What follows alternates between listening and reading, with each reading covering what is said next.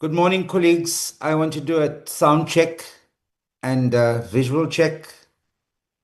Good morning, Chair. I apologize for joining in late. Morning, Mr. Reddy. You are visual and audible. Thank you very much. Let me find the thing.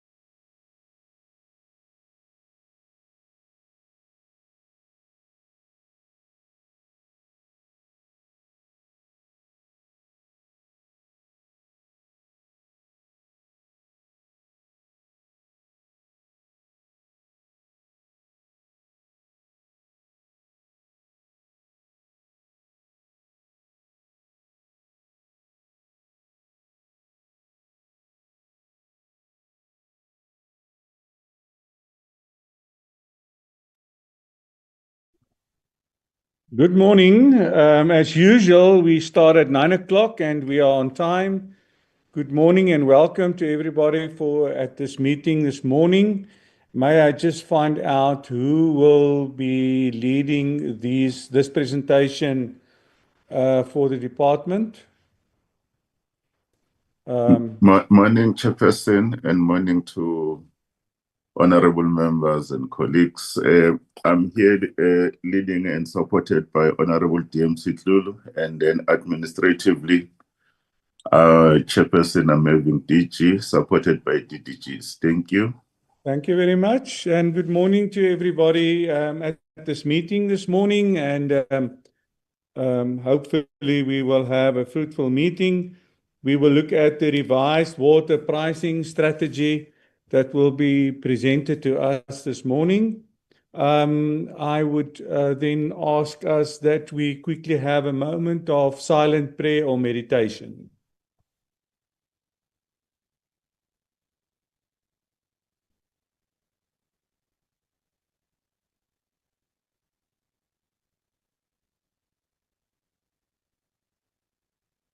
Thank you. Apologies, Nosipo. Good morning, Chairperson. I received one apology from the Minister, Ms. Majodina. She is in China on business. Thank you. Thank you very much. Then also we've got a replacement for Honorable Nkumalu. He's been replaced by Honorable Matutu. I hope I pronounced that correct. From the MK party. Honorable Reddy, is your member on this morning? Give me a second. I don't see him, but maybe you.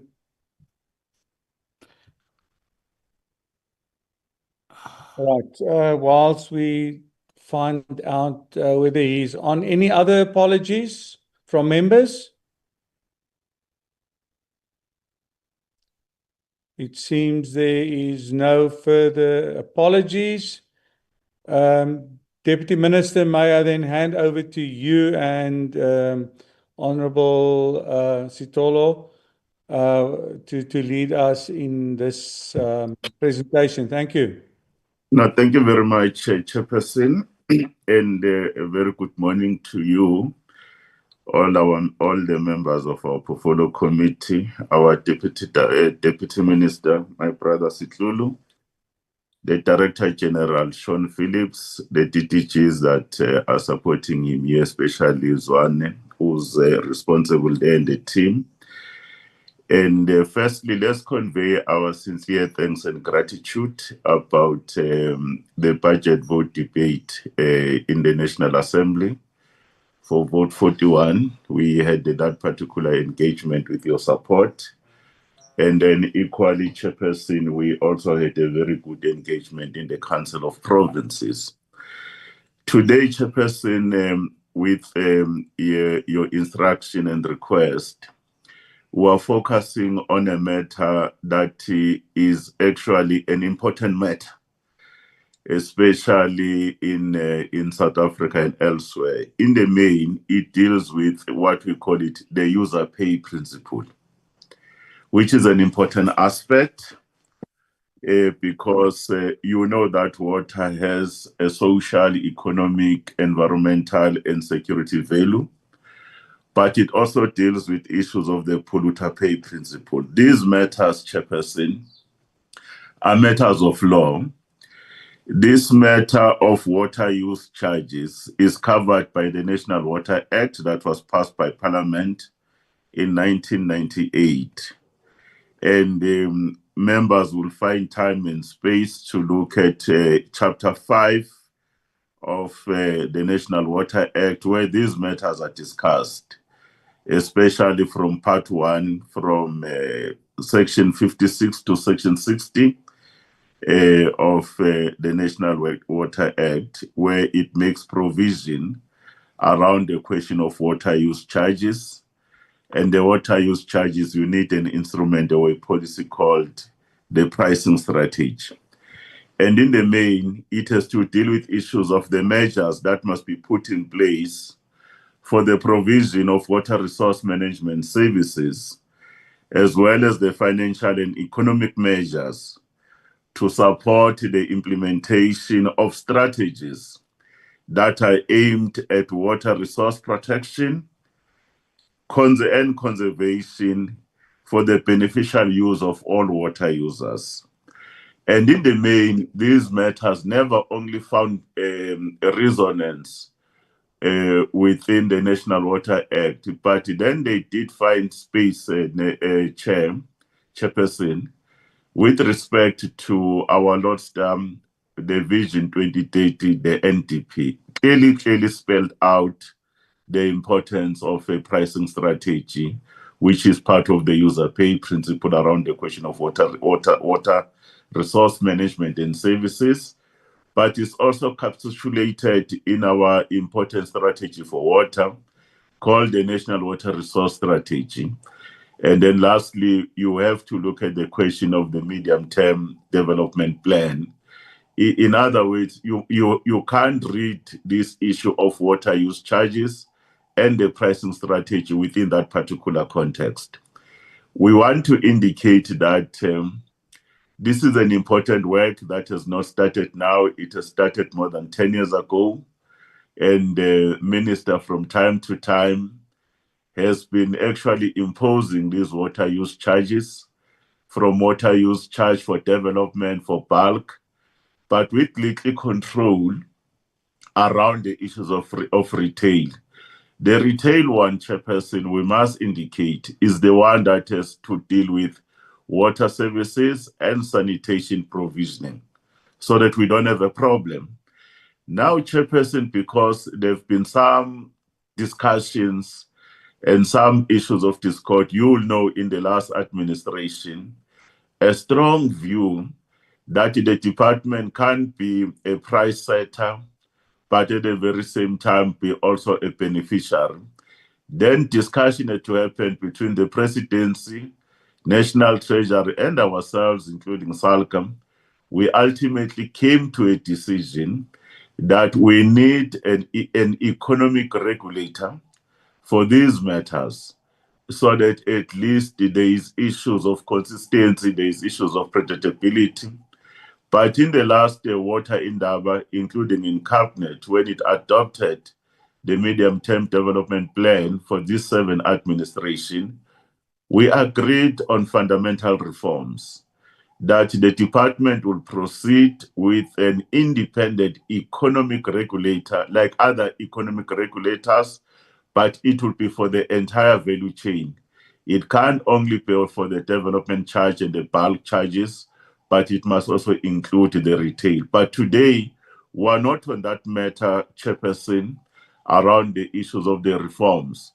But when we give context, we must be in a position to indicate that in the main, those are the main issues that we're dealing with. But this document, it has gone through various processes, public consultation over quite some time.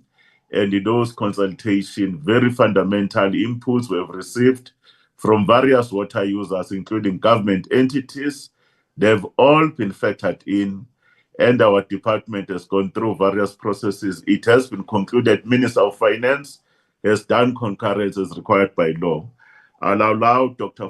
Sean Phillips and the team just to take us briefly on the actual pricing strategy, so that we can have a sense as required by the portfolio committee under your leadership. Thank you very much, Chairperson.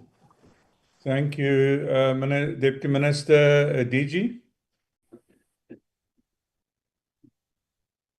Thank you very much, Chairperson.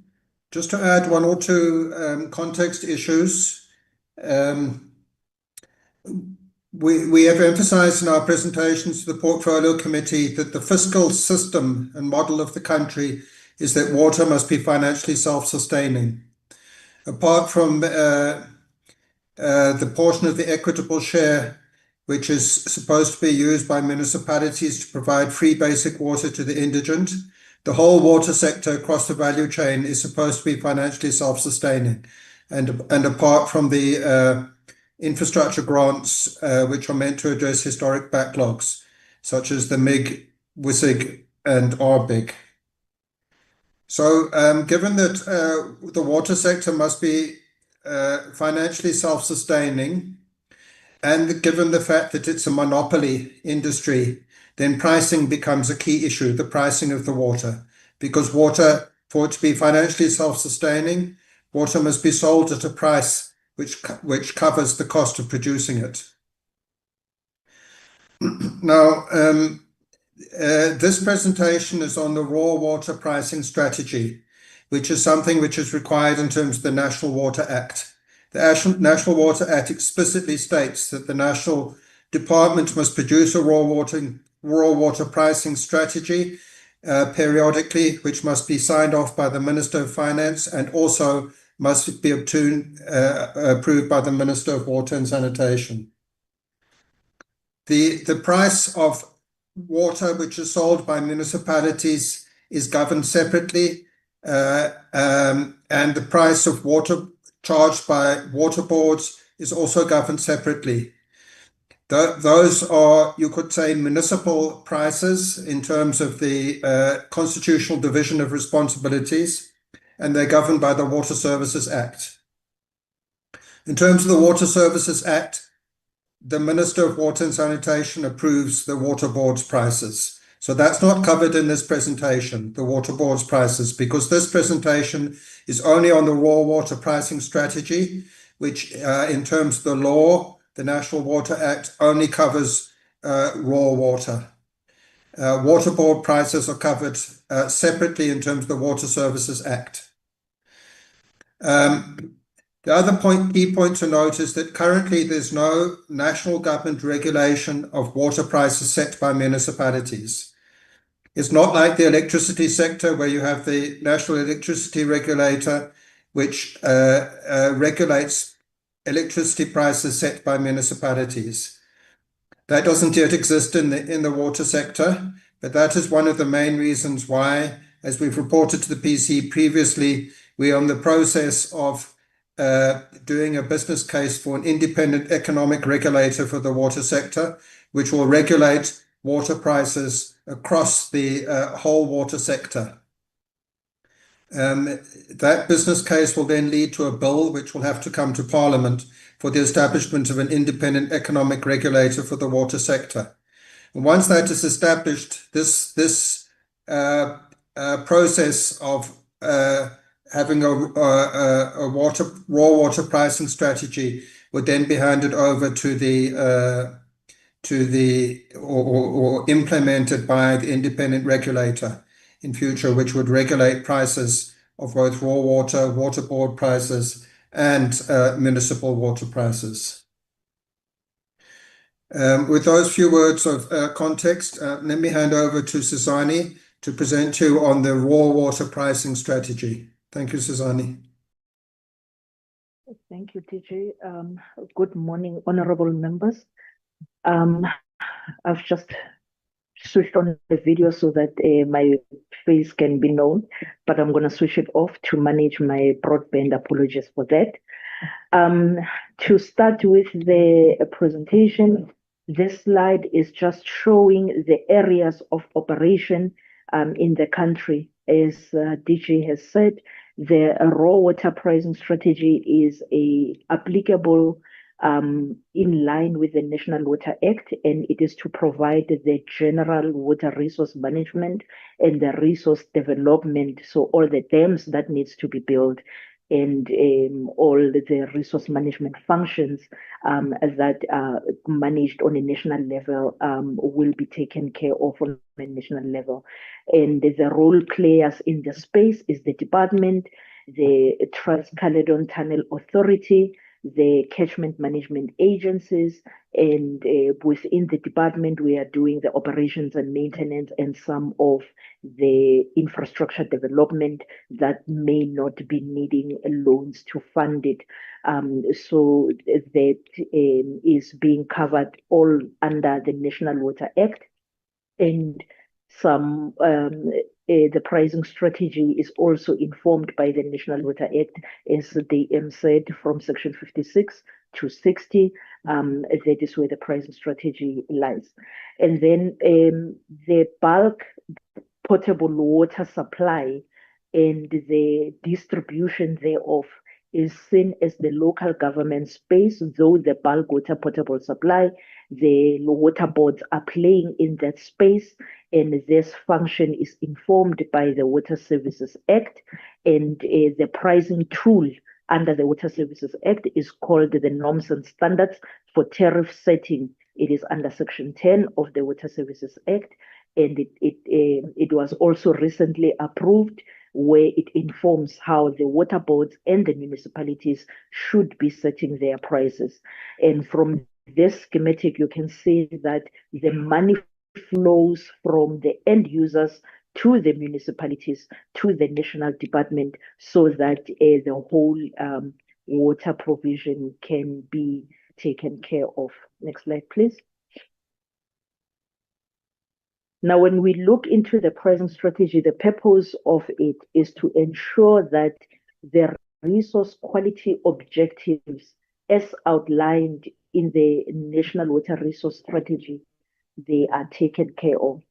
This National Water Resource Strategy is one of the key documents that the National Water Act requires. And within that document, we are seeing the resource quality objectives coming out clearly. Now, those in simple terms means that the department has to determine what is the quality of water that should be there and how that water should be treated and conserved within the ecosystem, so that we can have it shared appropriately and sufficiently amongst users. So we need to ensure that when we talk about equitable, sustainable growth and development, we cater for all things that are involved within that value chain. So the strategy is providing a financial mechanism for that. It is focusing only on untreated water that are managed by the government water schemes.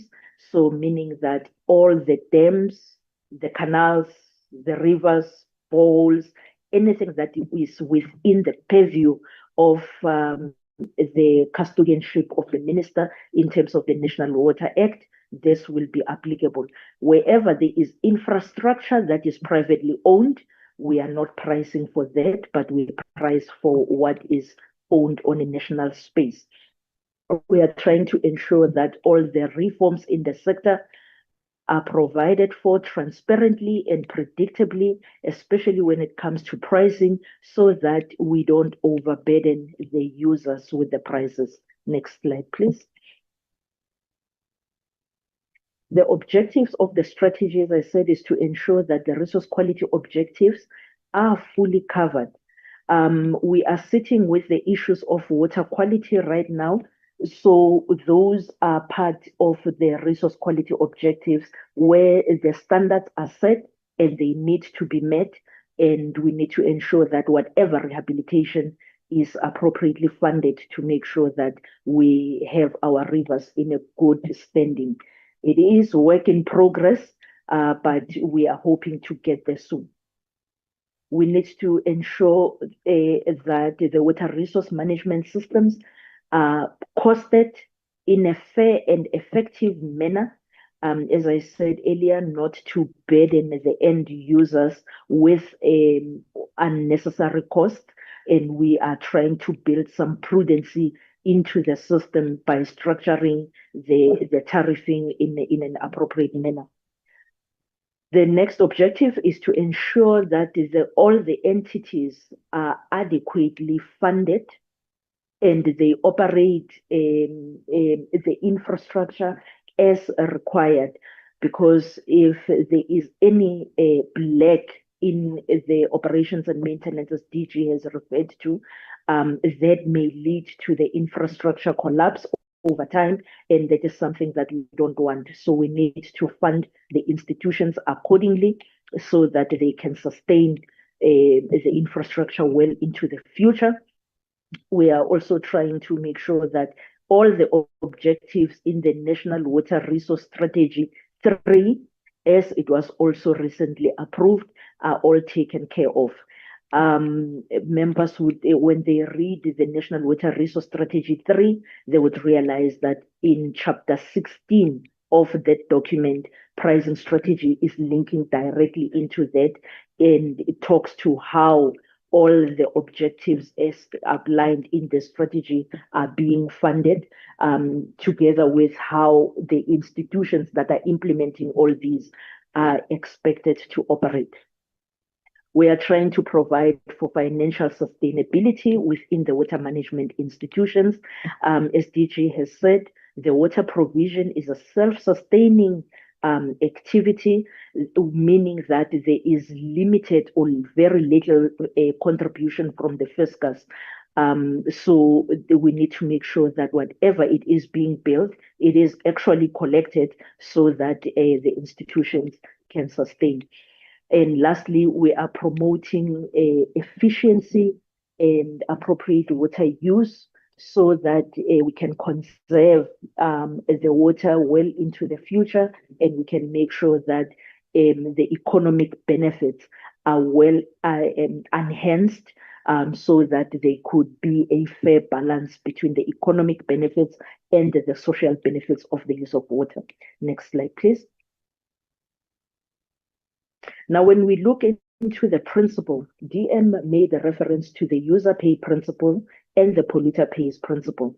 These are core principles that National Treasury has put forward to say that all trading services need to generate the revenue for themselves so that they can sustain from those revenues. Now, as much as we understand that there is a social benefit to water, the Treasury will only cover that social element, and it needs to be quantified appropriately. However, when the user pay principle is being applied, we need to make sure that the recovery of costs is also done. So we are looking at ensuring that we have a full cost calculation of provision of service so that we can know what is it that is being collected from the users. And those who abstract within the group that is a user pay, and those who discharge may fall also in the group of the polluter pays principle, meaning that they will be charged for both. We are providing for the differentiation of charges, as the National Water Act does clearly state that we should differentiate according to geography and socio-economic standing of the country, and this is also being provided for. We are also cognizant of the fact that the water quality across the country is not the same, and therefore we cannot standardize the pricing thereof. But in the tariffing, we are taking into account all the different dynamics that come into play.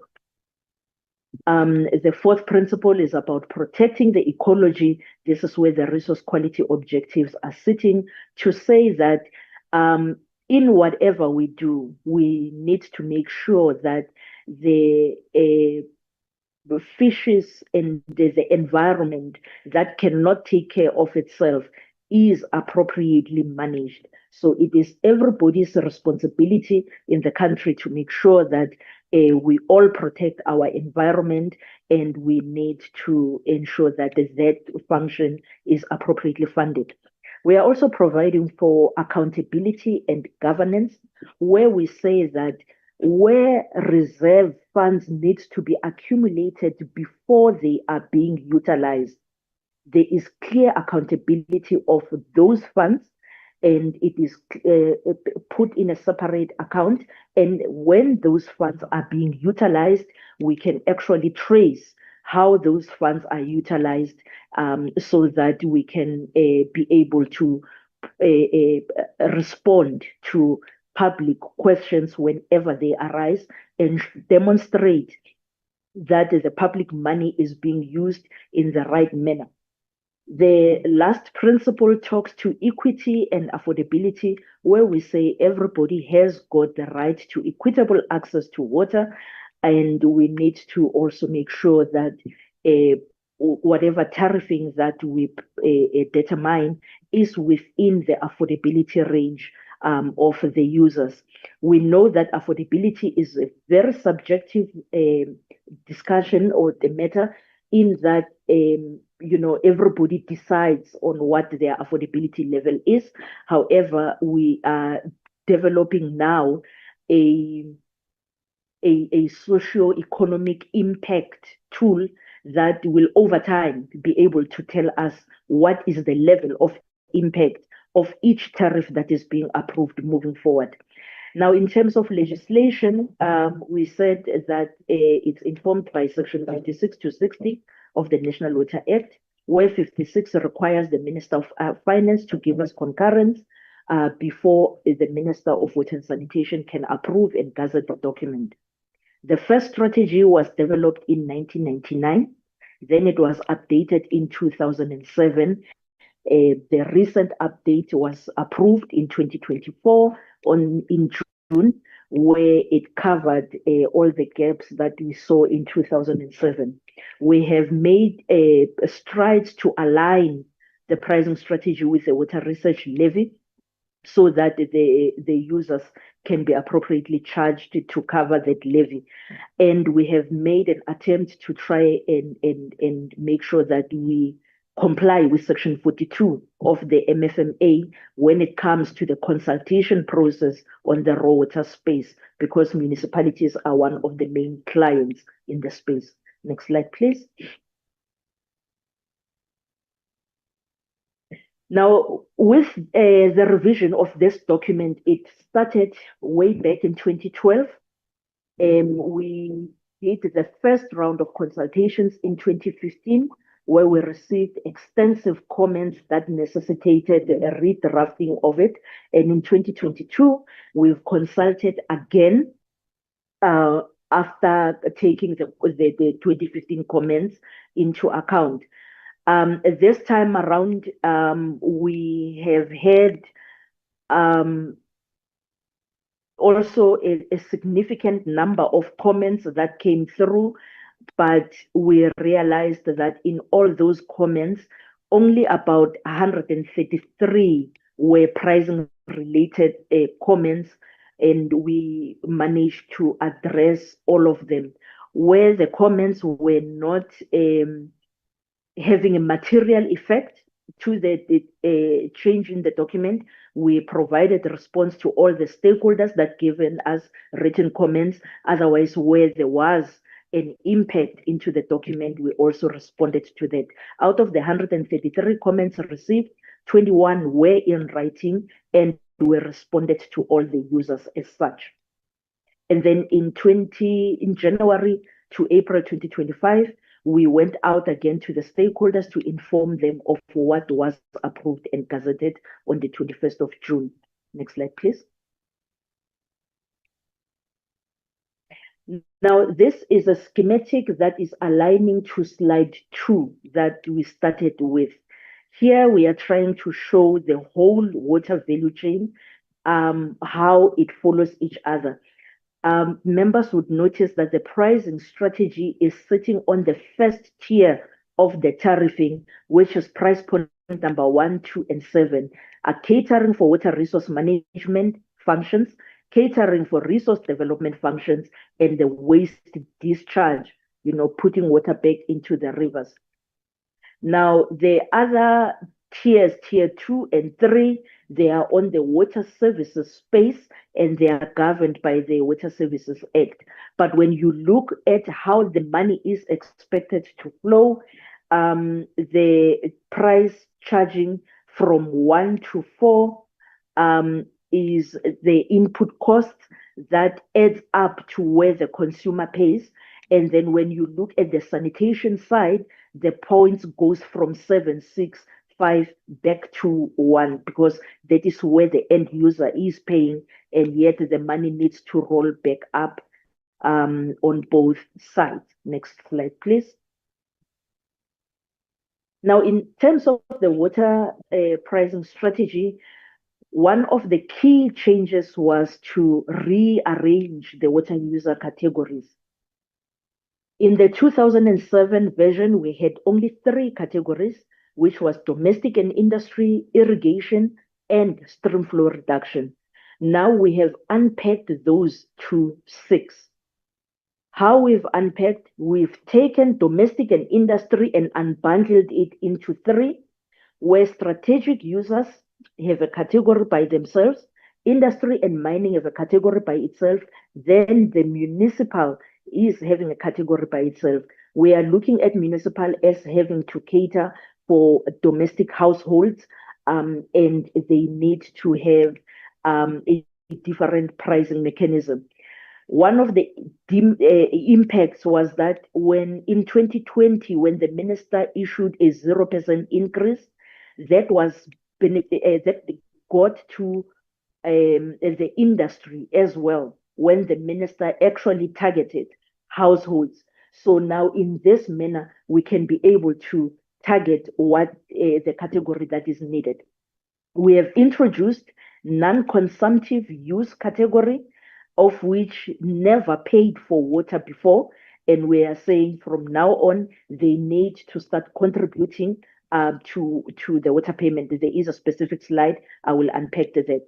We have changed irrigation to agriculture so that we can clearly separate food security agriculture from non-food security, and then have a clearer and transparent tariffing mechanism.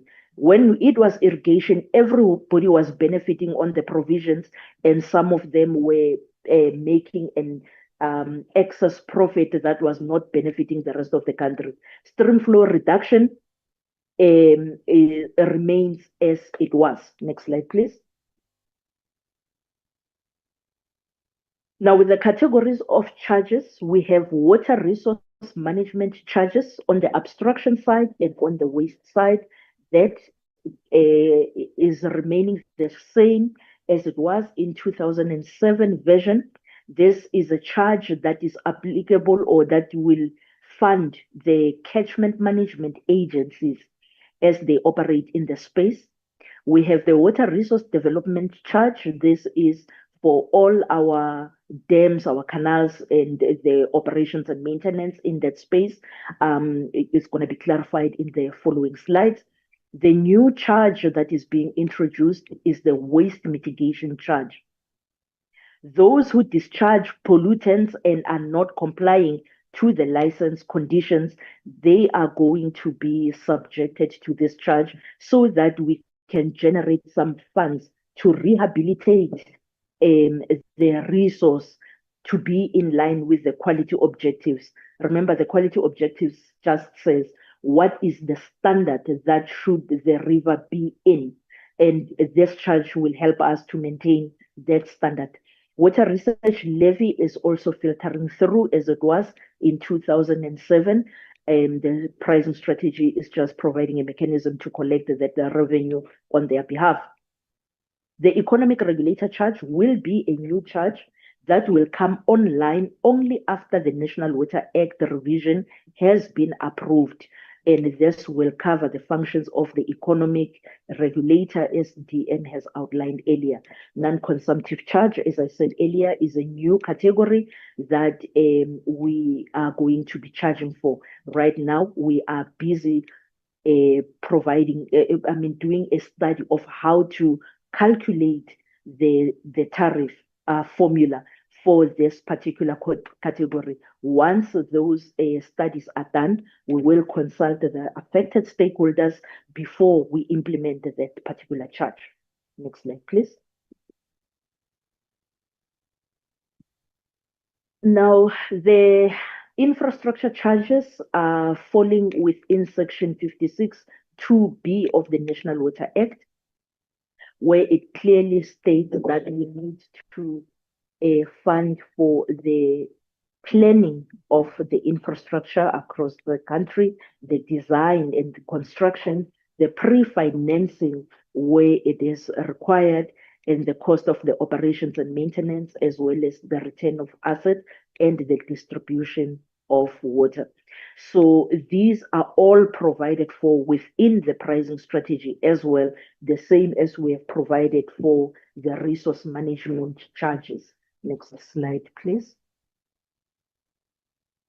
I think this slide puts it in a better perspective. When we look at the components of the resource development charge, we have the operations and maintenance.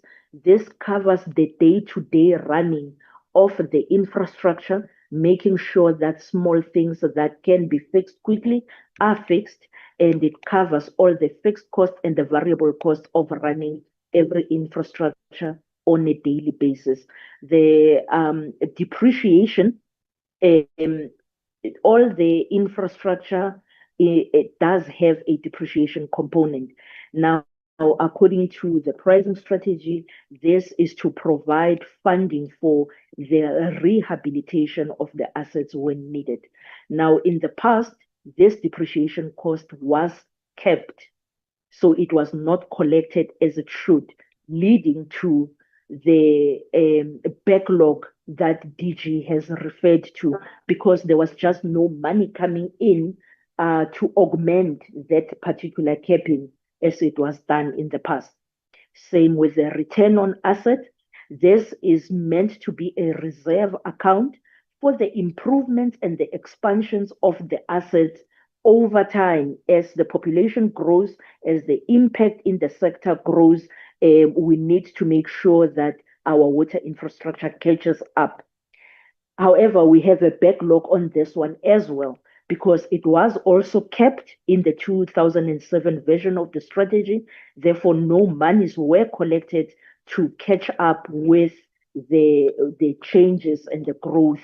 So we are providing for that now. As we are removing the caps, we are hoping to see these reserve funds accumulating as they should, and we will be using them effectively as targeted within the asset management planning. And then we have the capital unit charge. This is for those instances where the infrastructure development cannot be funded by the fiscus. It is not of a social component, but of an economic component. Then we will find TCTA going out into the capital market to take out some loans. Now, how those loans are going to be paid for with all their interest is going to be part of the CUC charge. One typical example of the CUC related charges now is the Lesotho Highlands project. Next slide, please. Now, this is a summary of which charges are being paid for by the users. You would notice that the only difference here is that if the scheme is being built using loans and the schemes using fiscus, you would realize that with loans, we will pay the capital unit charge until such time as those loans are fully paid for. And while we are paying for the capital unit charge, the users are not going to be expected to pay the return on asset. They will only start after the loans are paid for. But when the scheme is funded by the fiscus, then there is no capital unit charge. And from the date of commissioning, then the return on asset kicks in, and users will be paying for that only, together with the operations and maintenance and depreciation, of course. Next slide, please. Now to the non-consumptive charges. Here we have, as a country, promoted the reusable energy, and it is going to be using the national infrastructure to generate that electricity. So the existing hydropower plants have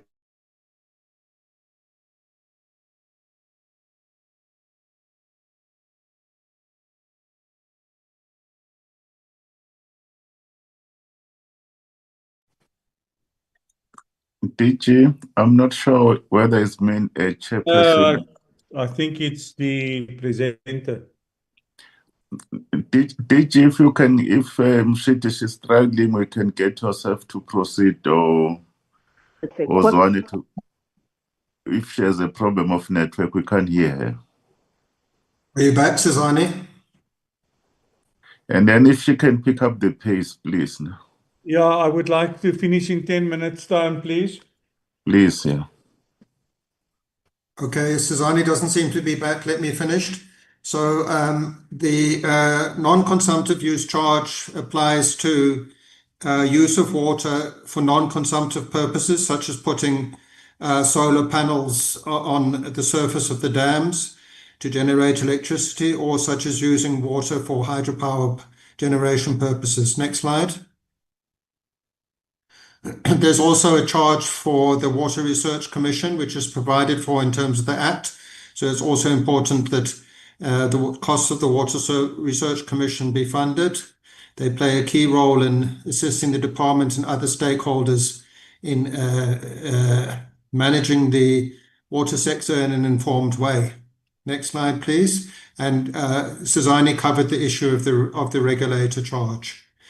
One of the key changes in this revised raw water pricing strategy is the removal of certain caps on water prices for certain sectors. Since the days of apartheid, there's been a cap on the price of irrigation water in particular. I think it was probably a policy of the apartheid government to support white farmers to keep water cheap for them. So there was a cap on the price of irrigation water. And as we know, irrigators use 60% of the water. So this cap on the price of irrigation water had a huge impact on the funding available for the management and operation of the national water resources infrastructure. The revised raw water pricing strategy makes provision for those caps to be very gradually removed, because we need to be extremely careful that removal of the caps on the price of irrigation water doesn't result in a rapid increase in the cost of food and food prices, which would have a very detrimental impact on the poor in particular. So we've agreed with Treasury that we'll very gradually remove these price caps on irrigation water, but at the same time we have to carry out research on the impact as we gradually remove them, and that research must guide the pace at which we remove, and we must particularly check the impact of removing these caps on food prices. Next slide, please. The pricing strategy also includes a provision to support emerging farmers by waiving certain charges for emerging farmers. Next slide, please. So the way in which water users are charged is based on their water use allocation. We don't meter raw water in the same way that a municipality will have a water meter outside your house and measure how much water we use. For raw water, you're charged on the basis of the water use allocation that you are provided in your water use license, which you apply for, which is, in my view, a good strategy, because it provides a disincentive to people hoarding water in terms of their water use allocations, because they have to pay for it whether they use it or not. And if they don't need it, they should apply for their water use allocation to be reduced, and that allocation can be given to somebody else who does need it. Next slide, please. So another change introduced through this revised raw water pricing strategy is to move from single-year pricing to 3-year pricing, which provides much more confidence and surety, and enables better medium-term planning for industry and businesses. And it also reduces the administrative burden for government. Next slide, please. So the pricing strategy also makes provision for droughts and for charges to be increased when water restrictions are imposed. Or sorry, for charges to be decreased when water restrictions are imposed. Next slide, please. So we are currently involved. The water pricing strategy was approved and gazetted. It's a public document.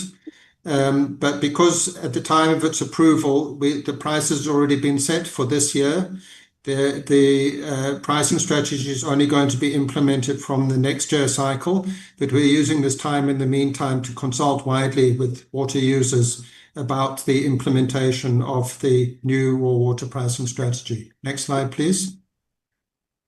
Thank you very much, Chair. Thank you very much, DG. Minister, would you like to add something before I hand over to the members of the committee? On my side, Chairperson, I'm covered, but I will want to check with my brother, DM Sitlulu, if he has a word to make quickly. No, thank you so much, DM. Thank you so much, Chair. If you allow me to just keep my video off, I am a little bit under the weather this morning. I do apologize for that. Chairperson, I think that one of the things that as a department we've been criticized about, particularly in respect of the user pay and particularly polluter pay principle, is that we've not been able to be in a position where we are able to actually implement that particular principle. And I think having seen the kind of, the state of our raw water in our rivers and our dams, it would, of course, be prudent for us as a department to begin to have a strategy on how we're going to fundamentally and otherwise strategically implement that particular principle so that we are able to make sure that everybody who is discharging into our water resources is able to be held accountable so that we can be able to increase that particular revenue from our side as the department and make sure that we are also able to work around the rehabilitation aspect of Deputy Minister, you're not muted. Thank you. My apology, Chair. Thanks so much, Chair. So I think that's one of the things that, ranging from this particular presentation, we would need to obviously take through with our branch that deals with regulation, compliance, and enforcement, and make sure that because we've got a full picture as borne out rather from the Green Drop report, we know precisely what it is or where it is that we need to focus attention on. Of the 144 water services authorities, we've already identified 105 of those. And I think from that point of view, we've got a way forward, but with, of course, focus that needs to also look at industries, Chairperson, because I think we've emphasized enough on municipalities, and we already know what the challenges are in that respect. But that is where we need to actually begin to hammer on this particular principle, whilst we change direction towards industry, so that we can be able to then correct this particular criticism that we are receiving from South Africans. Thank you so much, Chair. Thank you, DM Mahlo. Thank you very much, Deputy Minister. Colleagues, any questions? Onvo ready? You are the first to ask your questions. Thank you, Chairperson, and thank you to the Deputy Ministers. I just want to highlight some concerns. The first, it's the removal of price caps and the full recovery and the full cost recovery. You see, the removal of price caps, surely this is going to lead to significantly higher water costs for all users. And I'm specifically talking about vulnerable communities and agricultural producers. Now, I want to red flag this because it risks driving up food prices. Remember, if agricultural producers are going to have to pay more, they're going to recover that from the cost of their produce. And then who is impacted by this? It is the person that's buying it. and it's going to impact on basic food affordability and, of course, food security. So my question then would be, what measures are in place to protect poor households and small-scale farmers from skyrocketing water tariffs once price caps are removed? In fact, I would like to suggest that there should be a longer phasing in period with explicit social protection subsidies. Chairperson, then I find that there seems to be a heavy reliance on full cost recovery model. What is the issue here?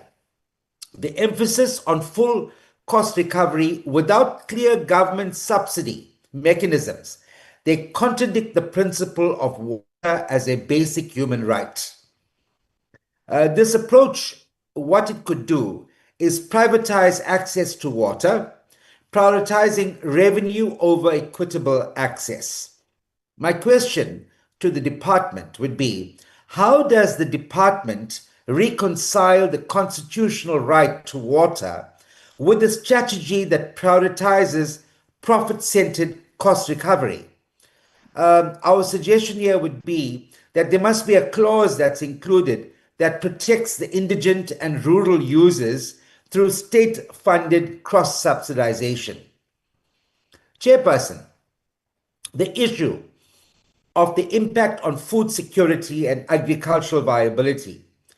You see, increased charges on irrigation and removal of caps could undermine local food production and escalate food inflation. Small and medium farmers may exit the market, and it's going to deepen rural poverty and reliance on imports. Now, my question here would be, was there a comprehensive socio-economic impact assessment conducted on the knock-on effects on food prices and rural employment?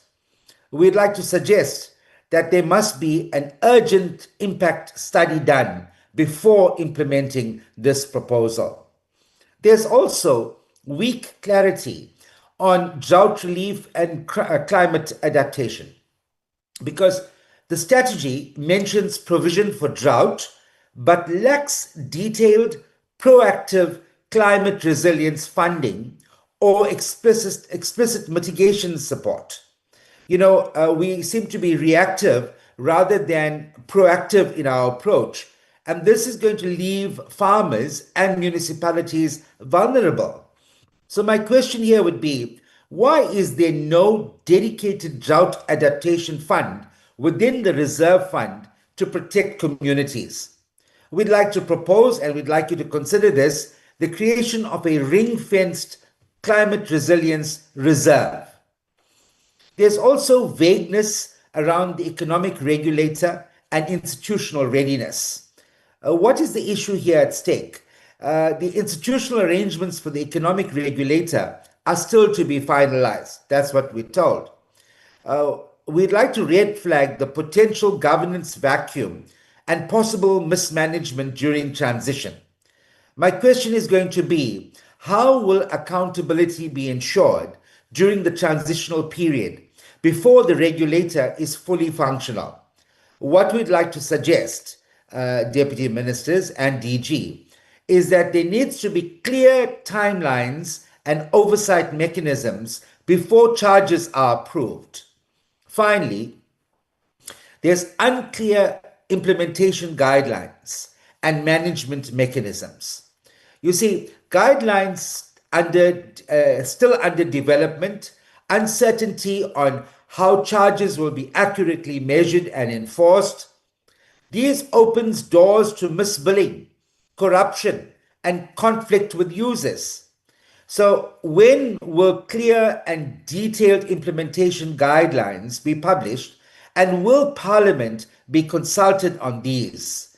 So Chairperson, finally, the issue here is that I don't think that in the current form that this can be implemented immediately. Rather, we should be looking at a phased-in approach with all the concerns that I have raised being accommodated. I thank you very much. Thank you very much. Deputy Minister? No, thanks, Chairperson. We will be under your guidance, Chair. I could see that Honorable Reddy asked so many questions. Yeah, it was my mistake, Minister. I should have told him 3. So he used the opportunity, so you must be awake when you chairing the meeting. But that's my apology. The balance will adhere to our request of having 3 questions. Thank you. No, thanks, Chairperson. Thanks, Honorable Reid and the other members. The issues of price capping to be removed is a very contentious issue, Chairperson. And DG Phillips has indicated that we have not done the implementation. Honorable Reddy, there are consultations that are happening, especially the agricultural sector have raised a number of issues. And DG Phillips has indicated that it has a knock-on effect, that particular premium can be passed to the end user around the question of food production. But it will not only, Honorable Reddy, deal with issues of food production, it can have an impact around issues of our manufacturing capability. But the reality is that, Honorable Reddy, there are certain sectors historically in terms of legacy of our country, when it came to charges of certain things, the apartheid government at a particular point in time, for its survival and also investment, they use administrative prices, especially around water and electricity, to keep the country going. And in the main, if you can find time and space and check the price of electricity and water, actually, if you can do international benchmarking, our price for water has not been in a position that is comparatively to the countries of our size. But that matter, let's not have an impression that a final decision has been made. This is a policy intention. There are discussions, and it can't be concluded by the department alone. That's why the engagement with National Treasurer, the Minister of Agriculture, is an important issue. The issues around impact, if it proceeds, the Department of Agriculture and the state, they are doing a lot of support to emerging farmers, including in our own department. If Honorable Reid, you can read chapter 5 around the financial provisions. It is divided into 2. There is something called water use charges from section 56 to section 60, clearly outlined, that talks about pricing strategy. Then there is a component that talks about financial assistance, including the program that was launched by Minister Castro, may his soul rest in peace. Minister Professor Kad Asmal, my apologies, around support to resource-poor farmers, including the hectareage of water that has been set aside for them. Those are some of those issues. But the issues of the protection of indigent, Honorable Reddy, me and you, we have worked in water sector, and we were very pleased that we also work in local government. We are aware there's a social security net. The social security net around free basic services. In our case, there's a free basic water, which is hovering above 800 and probably 860 to 890 per indigent. But then there's also a free basic sanitation, just above 500 rands per household. And you know that in terms of free basic services, as a former councillor leadership, it depends on the capability of each municipality. Rather than giving 6 kiloliters, others are giving more. But the system must not be abused.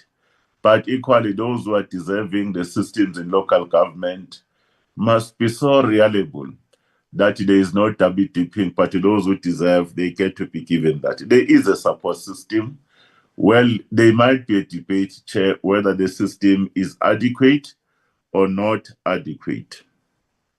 The issues around climate resilient and other issues that we are raising, including the proposal around the fund, you are quite aware that our country played an important role, especially Minister Molewa, may her soul rest in peace, around the issues of our signatory to the UN Paris Agreement, including our climate determinations that we have made submission. We're very clear. There is a lot of money, Honorable Reddy, that is actually available around climate resilient in terms of the green economy. That's why when Minister and ourselves, we spoke in our debate, we made reference to green and blue bonds. But that's one aspect, is about financing. But guess what? For the price of water not to increase, Honorable Rate, there is something which is an objective of this pricing strategy, is to deal with issues of financial and economic measures to support the implementation strategy that are aimed at water resource protection. Honorable Sitluli is absolutely correct. If we don't protect the resource, in other words, we deteriorate, we pollute it, the price of water is going to increase. You know, there are certain users that are complaining, especially in Northwest, the Honorable Chairperson. Honorable Northwest people are saying, but why are we paying so much for water in terms of our geographical area? Because we're receiving water that is polluted and is being polluted by Gauteng.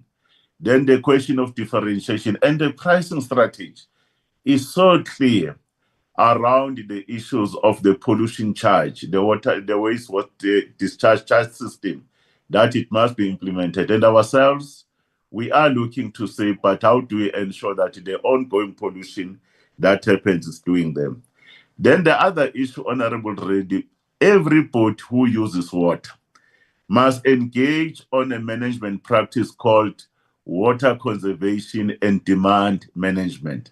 If you don't want to pay more water so that you are able to manage whatever you have in your water balance, you have to implement technologies yourselves, and many companies are doing that. Agriculture must be able to produce more, but using less drops. All of us, we must be able to use less, but also be able to still to produce more. Therefore, it has an element of protection. It has the element of the integrated water resource management principle called water conservation and demand management. It deals with institutional governance, asset management, and the other issues that has to deal with.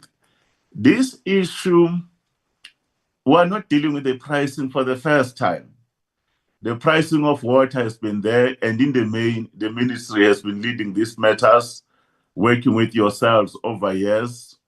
You know that your water board, where you were a member for years at Umgen, you were a beneficiary of this decision. Institutionally, Chairperson, there's never been a vacuum.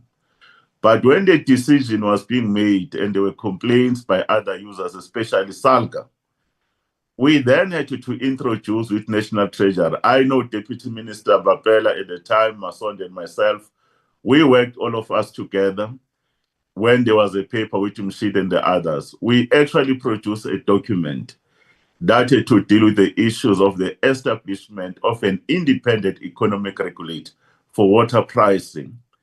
And it has when been received. Now it is in a presidential determination in terms of Operation Vulindlela. But in the meantime, there is a quasi-independent economic regulator. Minister uses their powers, then Minister Mtuno were then able to establish that quasi-economic regulator. They were very instrumental, Honorable Reddy, in the production and the review of the current strategy that has been concurred by Minister of Finance. We also use our experts in the Water Research Commission because of the number of components that they had to do with. And DG Phillips is very clear to say there is going to be a proper transition. We will need to have an enabling legislation to create something that is closer to what NERSA has done. And our teams are doing that, and including the issues of assessment.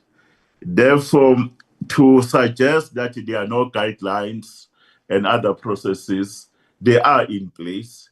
It has been a process that has been implemented, but there are areas of improvement. One of the areas of improvement was to create a multi-year kind of a cycle, and Sean is very clear about that one. It creates certainty, so that not every year we must have these approvals that are being done.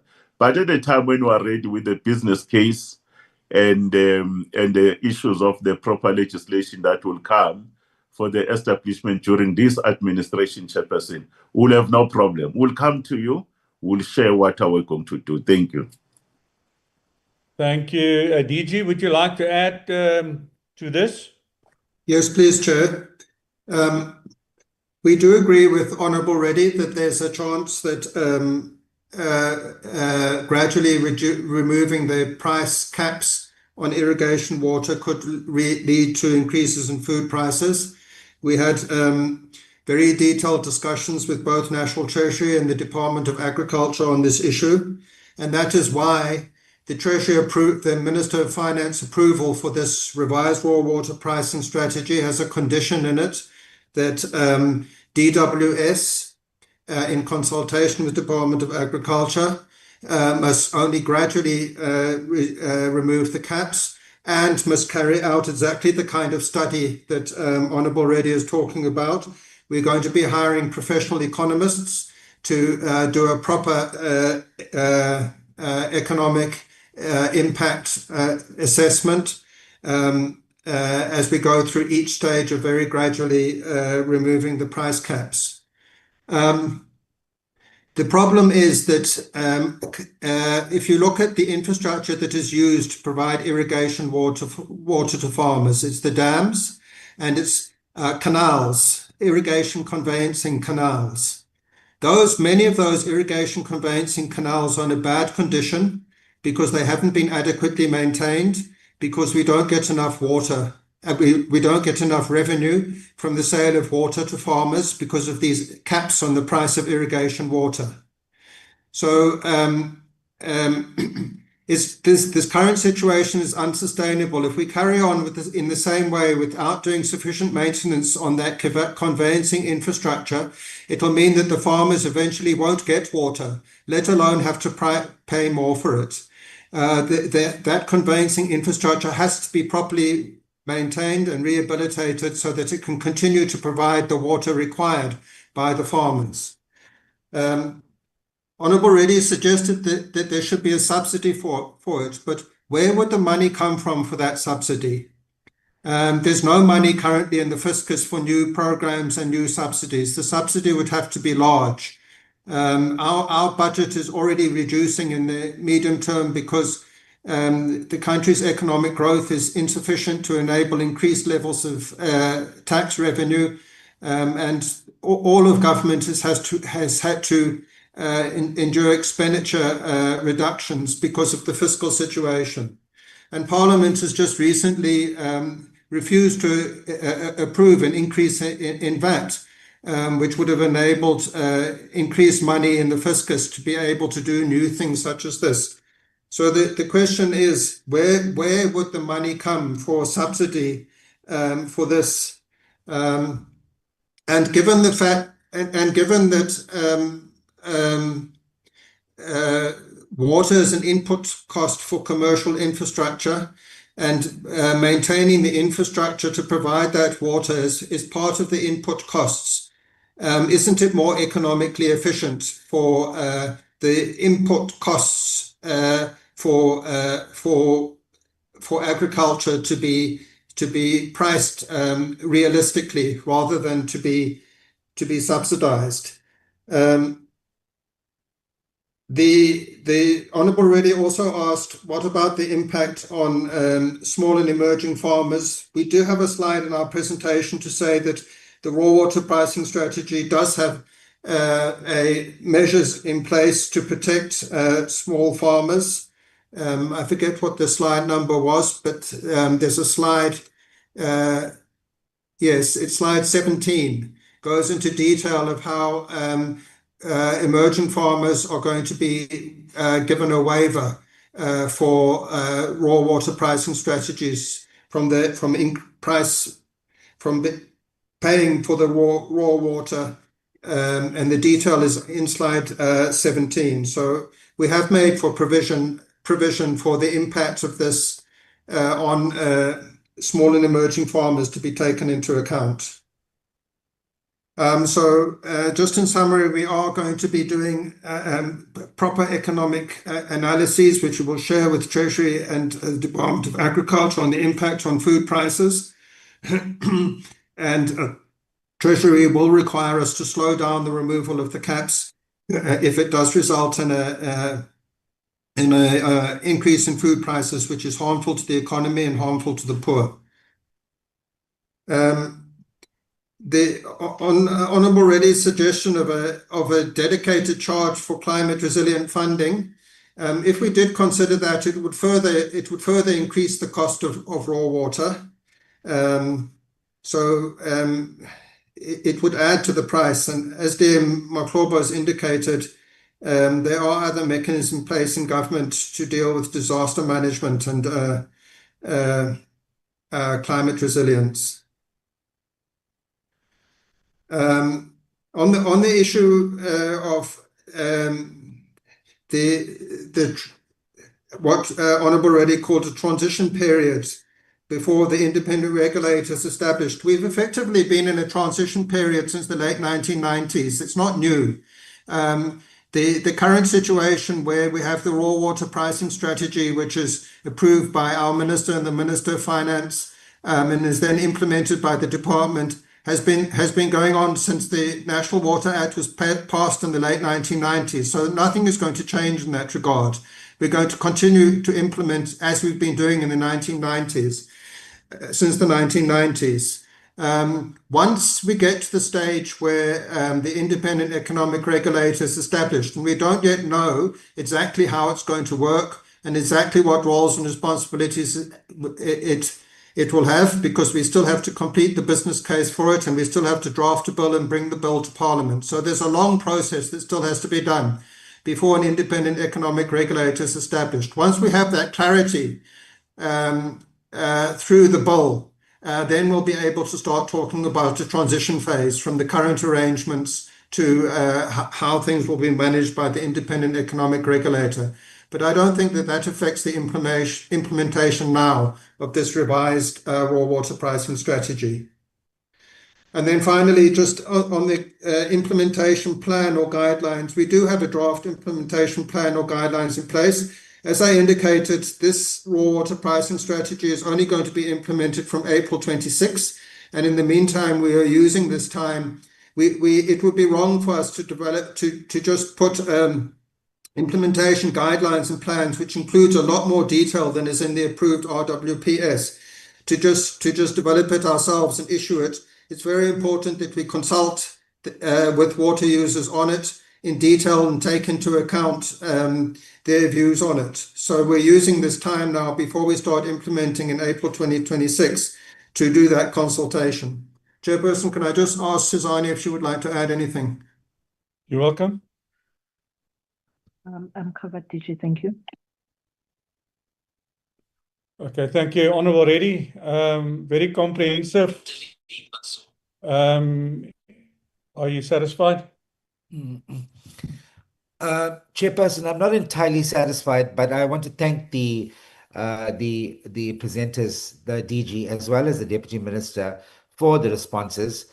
But I just believe that we could have, implementing this, I know there's been a lot of work that has been done, but now that we're taking it to the public, and that's where we come from, we are the public, I feel that we need more time to be able to take us through the various stakeholders. So thank you very much for that response, Chairperson. Thank you very much, Honourable Reddy. Honourable Kegakilwe, 3 questions, please. All yes.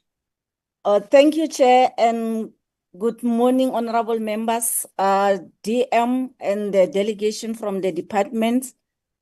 Chair, I only had the one question, but it has already been responded to. The one regarding the institutional management of the economic regulator. I think the DM has responded to it very well. And then let me also welcome the presentation and congratulate the department as to the good work that they are doing. Thank you, Chair. Thank you very much, Honorable Moore. And after you, it will be Honorable Makoti. But Honorable Moore, you're more than welcome to ask your questions. Thank you, Chairperson. I have two questions, but first, Chair, I have to ask, is it parliamentary to be using video filters while we're speaking on these sessions? Someone's eyebrows were very excited during a questioning period. Jokes aside, DG, the two questions I've got are with regards to the ability to monitor the usage of I'm trying to remember exactly what the term was, but the users who won't use the water will use up the water, but it's non-consumptive use. Obviously, one of the big challenges we have with dams is knowing where they all are. In the same way, if someone's is not consuming the water, it may be more challenging to track. And is there a way to plan to police or to keep track of these users? And then secondly, has there been engagement with the Department of Agriculture with regards to the changes to the cap on farmers? It would seem to be poor farmers. Just has there been some consultation with the Department of Agriculture on the potential impact that could have? Thank you, Chair. Thank you very much, Deputy Minister. We'll ask the DG and DDG's on initiative to come through, Chairperson, with your permission. Thank you. Continue. Yes, thank you, Chair. So the non-consumptive charges will be managed in the same way as consumptive charges. And Honourable Moore, you'll recall that in the presentation we say that we don't meter in the same way that a municipality will meter your water usage. You get charged for your raw water usage depending on your water use license allocation. And we're also issuing water use licenses for non-consumptive use. So we're currently in the process of adjudicating quite a number of applications that we've received from interested parties to use our water courses and our dams for the generation of solar electricity through floating solar and through generation of electricity through hydropower. When those processes are complete and we issue the water use licenses, that water use license will include the non-consumptive charge and will keep charging that amount as long as the license is in effect. So we'll use the same mechanism. Equally, Honourable Moore, it'll be difficult for us to monitor in detail exactly how much water is drawn from the rivers by anybody all the time and charge people on that basis. And that is why we use the water use allocation as the basis for the consumption charge, and we'll do the same for the non-consumptive charge. Let me ask my colleagues to answer the other question and to come in. Sizani? Sizani? Thank you, teaching. On the removal of caps, yes, there has been engagements with the Department of Agriculture, and they have developed a comprehensive support strategy to their emerging and small farmers. And that is where now a National Treasury was seeing this also as double dipping. So we need to find a clearer way of alignment. As we are consulting this, we are finding specific examples of areas that needs a refinement for us to continue engaging with agriculture and making sure that we don't have a negative impact in what we are implementing. Thank you, DJ. Thank you, Sizani. And also to add that in the process of taking the water pricing strategy through the clusters as part of the consultation process, and taking it to the Minister of Finance for approval. There were detailed engagements with the Department of Agriculture, and the Department of Agriculture was eventually satisfied with the condition that Treasury put, that the caps must be removed gradually, and that there must be these economic assessments of the impact at each step of the way. Once that condition was in place, then they were agreeable to us proceeding with this revised raw water pricing strategy. You finished, DG? Yes, thank you, Chair. Honourable Moore? Thank you, Chair, and thank you, DG and your team, for the explanation. I'm overall satisfied, Chair, with the explanation, but I would like to just voice a regular concern with this type of issue. We have seen in the past with certain projects where a planned pricing was not affordable by municipalities and caused delays in the projects. And my concern with any strategy like this is that pricing across a country, across a variety of user cases, is exceptionally challenging. And I'm very pleased with what I've seen from the presentation, but I would like to highlight my concern that mistakes here can have quite a serious knock-on effect. And as water is getting more expensive in our country, it is having a significantly oversized effect on residents and businesses. So please tread carefully, and we will revisit this as we go along. But thank you again, Chair. Thank you very much. Honourable Makaula?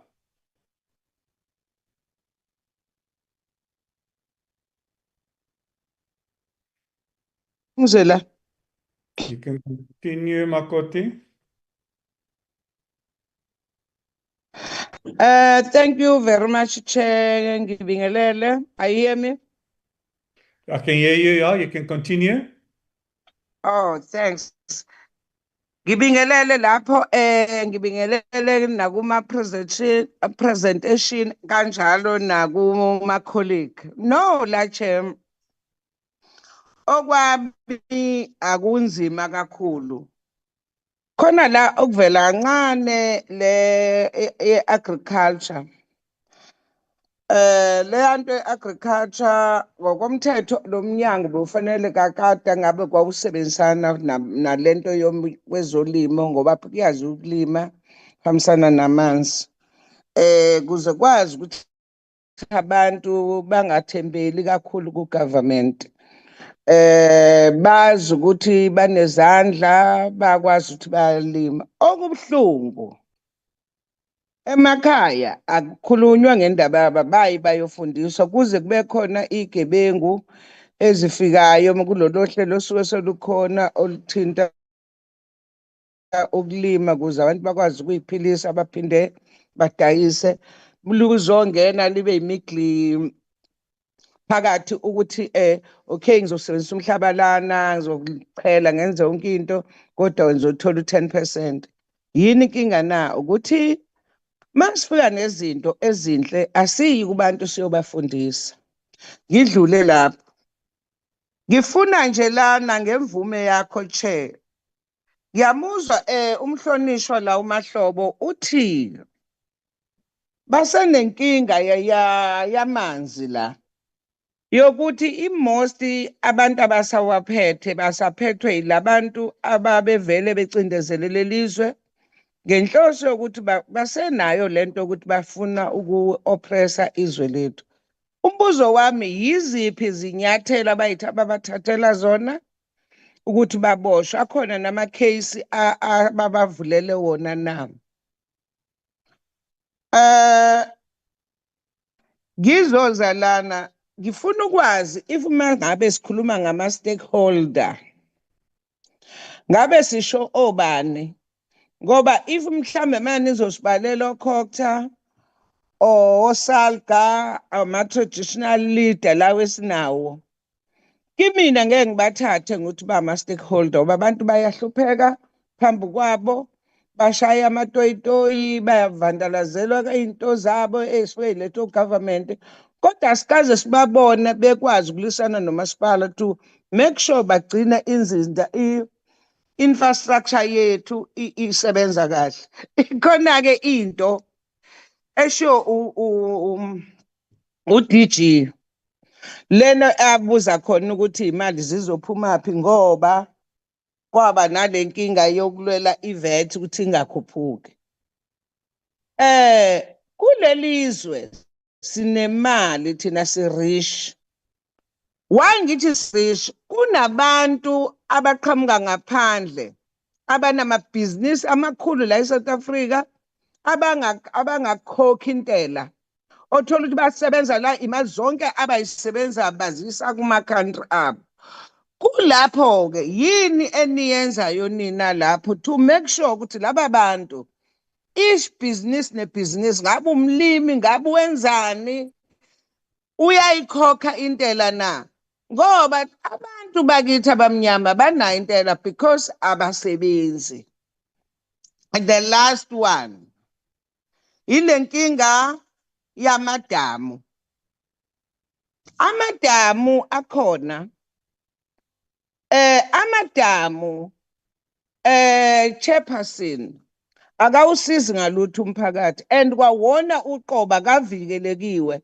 Yingakho ubona evandalizwa, yingakho abantu kuthola ukuthi bagcina sebephuza amanzi angekho right ngoba akekho umuntu omonithayo.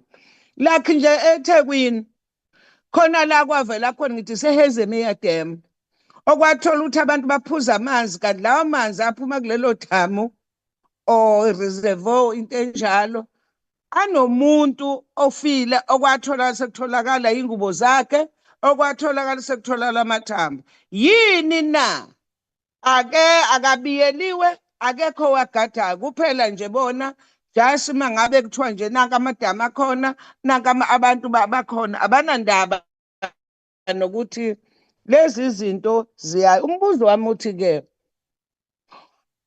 Minister, ngiyakuthanda uphendula kamnandi. Isiphi isiqiniseko sokuthi lezi zinto esikhuluma ngazo la nizobabiza umasipala bajeze yilabo abangcolisa amanzi? Sazi ukuthi nanka amacala eniwavulile nayi case number baboshiwe nampa sesihambe sawubabopha nampa sesithe abakhokhe ziningi imali lawo mase nihlawulisa abantu nenze lento engishoyo ngeke sihlupheke thina lana imali ikhona kuphela abekho abantu abamonitha lemnyango lesikhuluma ngayo especially sikhuluma ngento esensitive if we are talking about water. Thanks, Chair. Thank you very much. Is there a translator on the platform?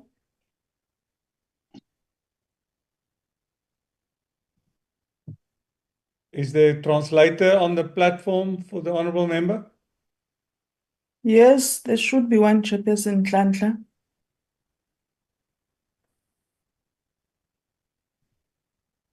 Dear Master, you can also translate. Yeah. Deputy Minister. Okay, thank you. The translator must pay me.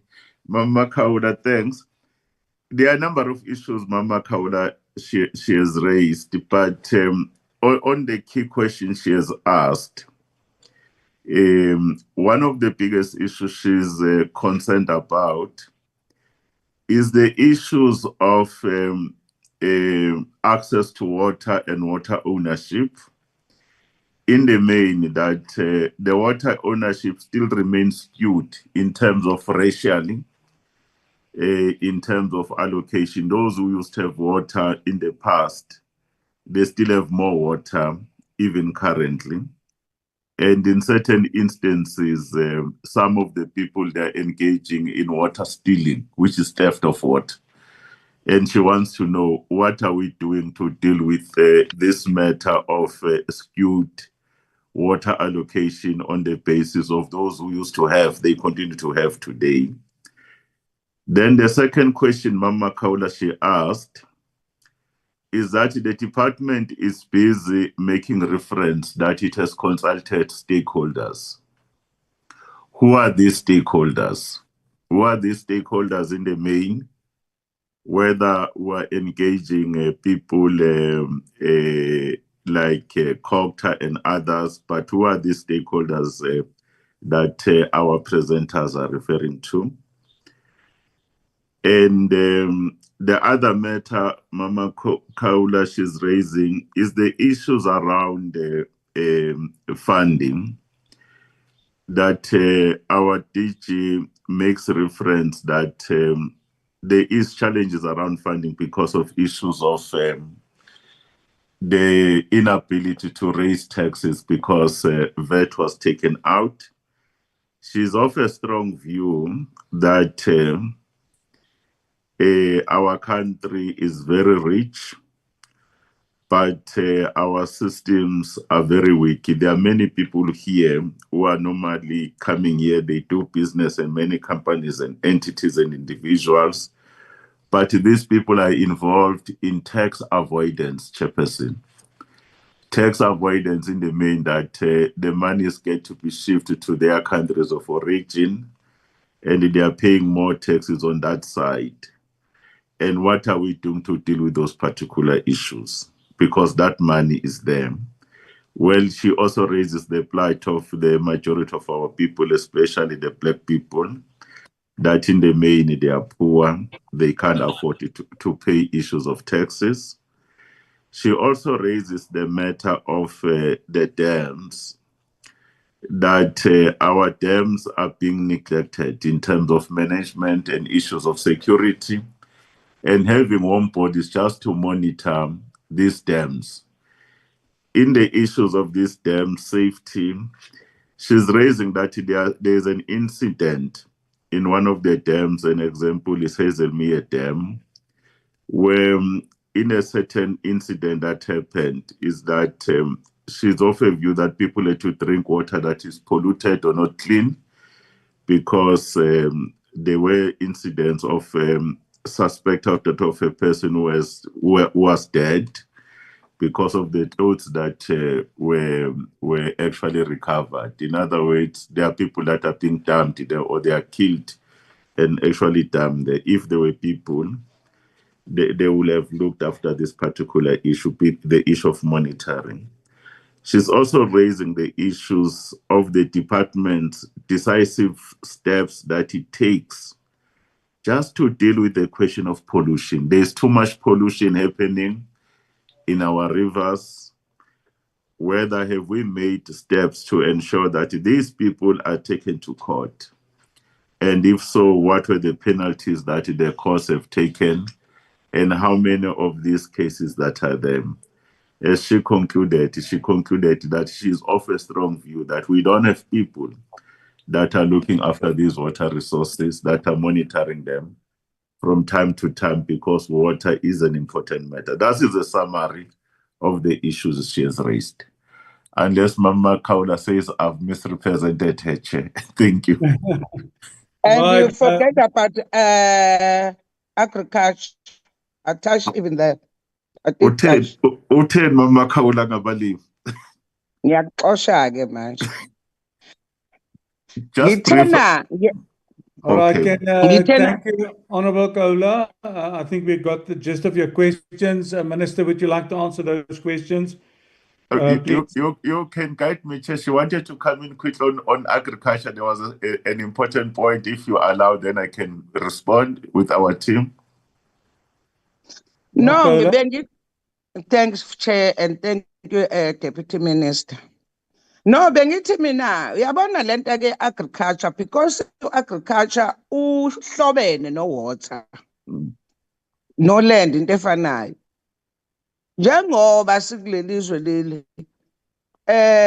kuyadingeka ukuthi kuxoxwe ukuthi bakuze bakwazi abantu ukuyiphilisa, balime, badle, baphinde badayise, especially emakhaya. Ngoba lezi zinto siyaxoxa ngazo la, egcineni kugijime abantu osomathuba bafike bathathe le mali bese beya kubantu beyothi sizolima lana ngizothola u10%, awuzukuthola lutho wena egcineni umhlaba ugugile abasatholi lutho. Ukuthi bengisho ukuthi minister kuyafanele ukuthi ezinye izinto zigadwe nakhona lapho ukuthi if masithi abantu ufuna sibakhiphe endlaleni bakwazi ukuphila bakwazi bafundise nemndeni funeka yonke into siyilandele. Ngiyabonga. On the last point, Chair, is the issues of the interrelated work between our Ministry of Water and Sanitation, the Minister of Agriculture, and the Minister of Land and Rural Development. In the main, that she's insisting that we need to work closer together because there is a relationship between water and food nexus and land availability, including the issues of exploitation of people, where people, they will come in, they will request the issues of 10% to them. But more importantly, she's demanding that the government must actually have a close cooperation so that at least even the support system that is meant across the areas of water and food and land, they are actually being properly mainstreamed. Just to respond briefly, and the DG, even DMC Tlolo will come in. On the issue of water allocation, Mama Kaula, indeed, there were challenges. Remember, the department before, Honorable Person, you'll recall, were from a department from Irigasi, where a Department of Irrigation. There was an irrigation law, and in other countries, they still have an irrigation act. And then later on, you had the National Water Act. The act itself is very clear around issues of redress, is very clear around the issues of equity, that it required us to make a number of decisions. In South Africa, for an example, over the last 30 years, there's been a shift, Mama Kaul. One of the biggest shifts was that all South Africans, one, had to have access to water, irrespective of race, gender, whatever. But secondly, even the benefits for water. That benefits for water has increased. In terms of water use allocation, agriculture used to have more than 80%. And if you look at the current statistics now, Honorable Chairperson, agriculture is around 63%. There's been a decisive shift. In other words, those were farmers in the past, they've released the water. And even resource-poor farmers and black farmers, there's been a support system through the program that Professor Kada Asmal decided. Even the licensing regime, Chairperson, it does take the issues of equity and transformation, including issues of institutional reform. You know, the irrigation boards, they've been converted into water use association, and we continue to do that work. There has been a lot of things that has to be done. But in certain catchments, Mama Kaula, there are challenges. You remember when we say that the country has a water balance, but there are deficits in other catchments. Where there's a deficit in other catchments, you want to allocate water, you'll have to be able to go through the process that we've done called verification and validation, who's using what.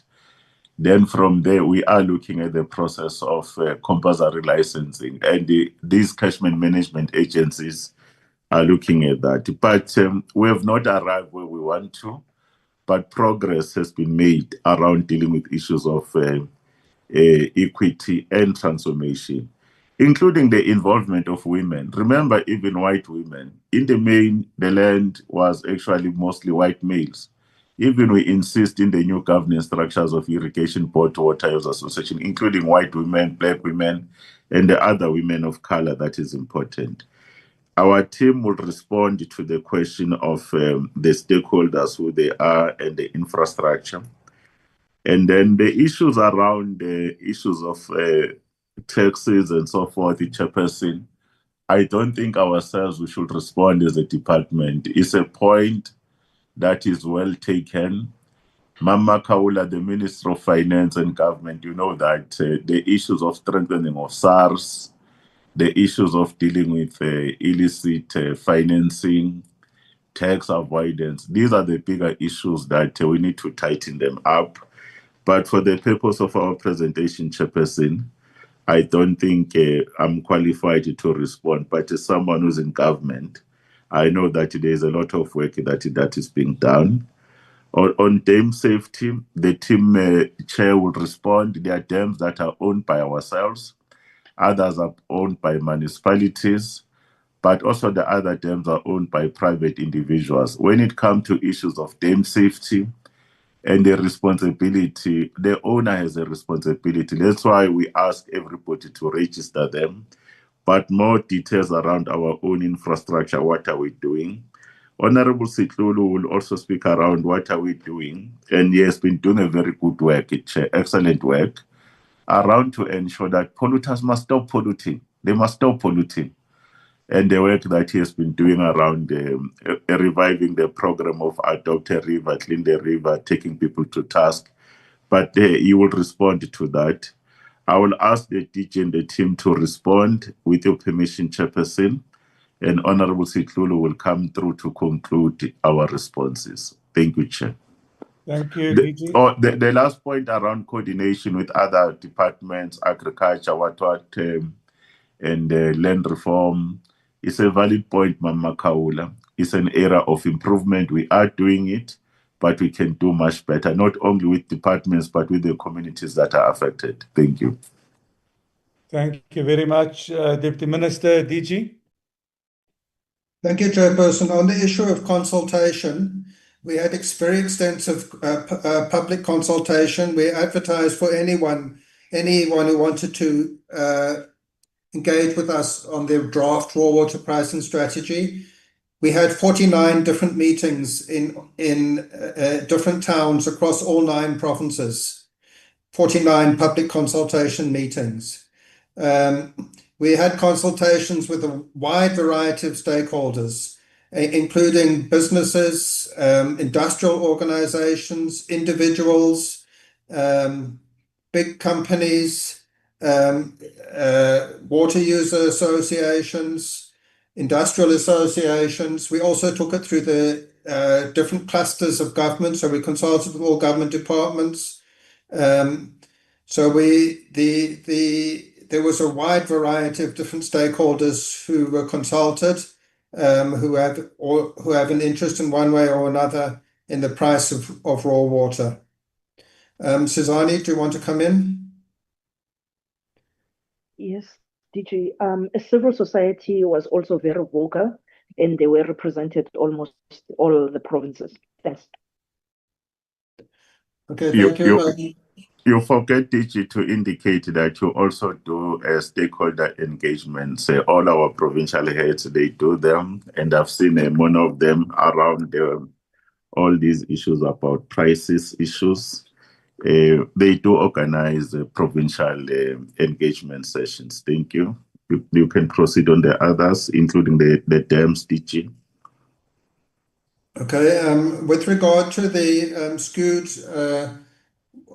water allocations, that's not something that can be addressed through this raw water pricing strategy. We have different strategies to address the skewed water allocations. We're busy engaged in verification process of all water users in terms of their water use allocations, with the aim of checking that none of them are hoarding water, so that water can be freed up to be used by other users with a particular preference for emerging black farmers. Then also tomorrow we are going to Cabinet for Cabinet to approve that we submit the National Water Amendment Bill to Parliament. And the key focus areas of that National Water Amendment Bill are changes to the existing National Water Act to increase our ability to effectively address this issue of the inequality in water use allocations as a result of our country's history. And we will be, when that bill comes to Parliament, we will be going through in detail the suggested amendments in the bill to help us to more effectively address that inequality, which include, for example, the introduction of the use it or lose it principle that, again, to address people keeping water use allocations and not using them for economic purposes, so that that water can be freed up to be allocated to small and emerging black farmers. DMs, I was thinking that perhaps DM Sayatolo would like to answer the question about. He will come, the dam security. Is there someone around dam safety issues? I've responded, or is there any addition around dams? The matter Mama Kaula raised, but I've responded on it. If there's any addition, if there's none, dam security can come through now. Polani, do you want to come in on the dam safety issue?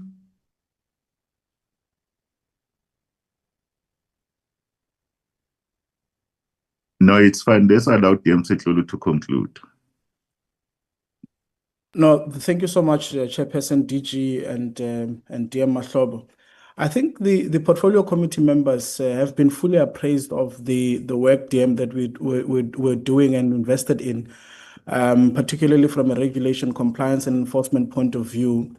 But just as a point of emphasis on Makaula's question around the coordination, the chairperson will be aware that we are currently facing a huge problem as it relates to Falkop and Boespoort dams in terms of the coverage of alien invasive species. But in an attempt to make sure that we are able to work together with DFFE, we had a meeting about 2 or so weeks ago, Chairperson, where we essentially wanted to really look at our principal legislations and look at who's responsible for what within the particular value chain, because there is an understanding from our side that DFFE also has a responsibility in terms of financial contribution towards alien invasive control mechanisms. But of course, upon that conclusion of that meeting, we will get a full presentation from both the FFE and DWS in about a week or so time, where we iron out the legislative issues and mandates so that we can have a way forward that is in law, so that we know from a budgeting point of view who must pay for what, so that we may be able to then begin to address those issues. Important, Chairperson, is also the fact that in this month of July, of course, we are currently busy with our Clear Rivers campaign, rather, which is earmarked and focused on raising awareness in and around the state of our rivers and dams, particularly as it relates to the waste that we find within our rivers and our tributaries, and also just how communities need to start behaving far more responsibly as it relates to that.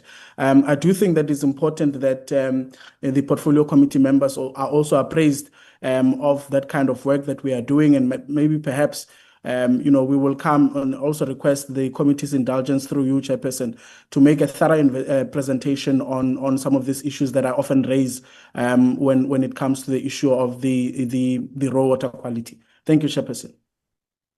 Thank you very much. I see there's a hand up from the boardroom of the DG.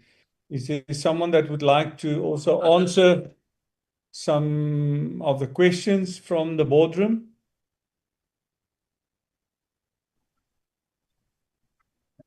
There's the teachers one that wanted to come in quickly, Chair, on one matter. The teachers one.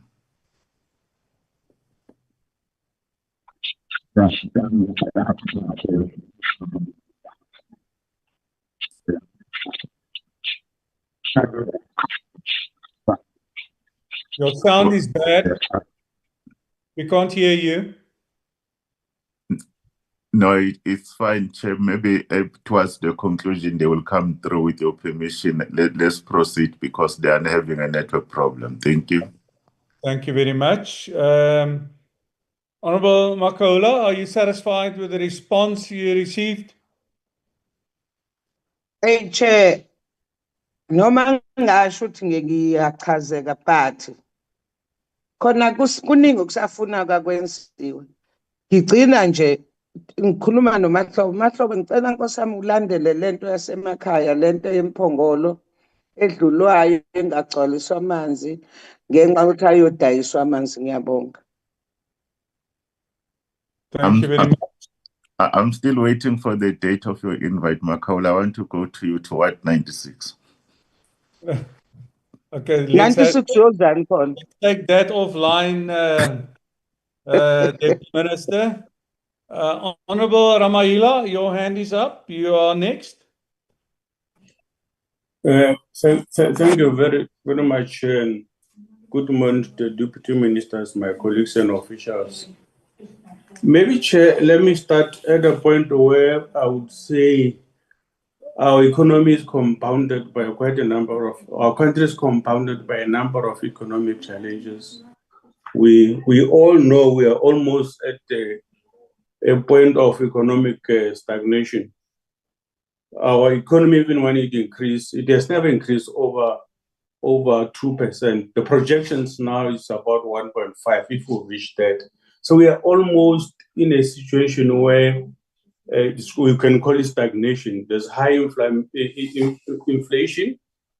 The economy is stagnant in terms of growth. There's high unemployment. It's a matter that we really need to really take into consideration. But also, given the geo-economic situation that we are confronted with globally, that must also, in my view, be taken into consideration. That would include the price wars that are taking place as we speak currently. And we should be able to look in terms of our country that our economy is not cushioned enough to can really absorb all these shocks that will be coming, that are confronting us as a result of the global situation. I thought those are the things that we might look into. So that my question then would be,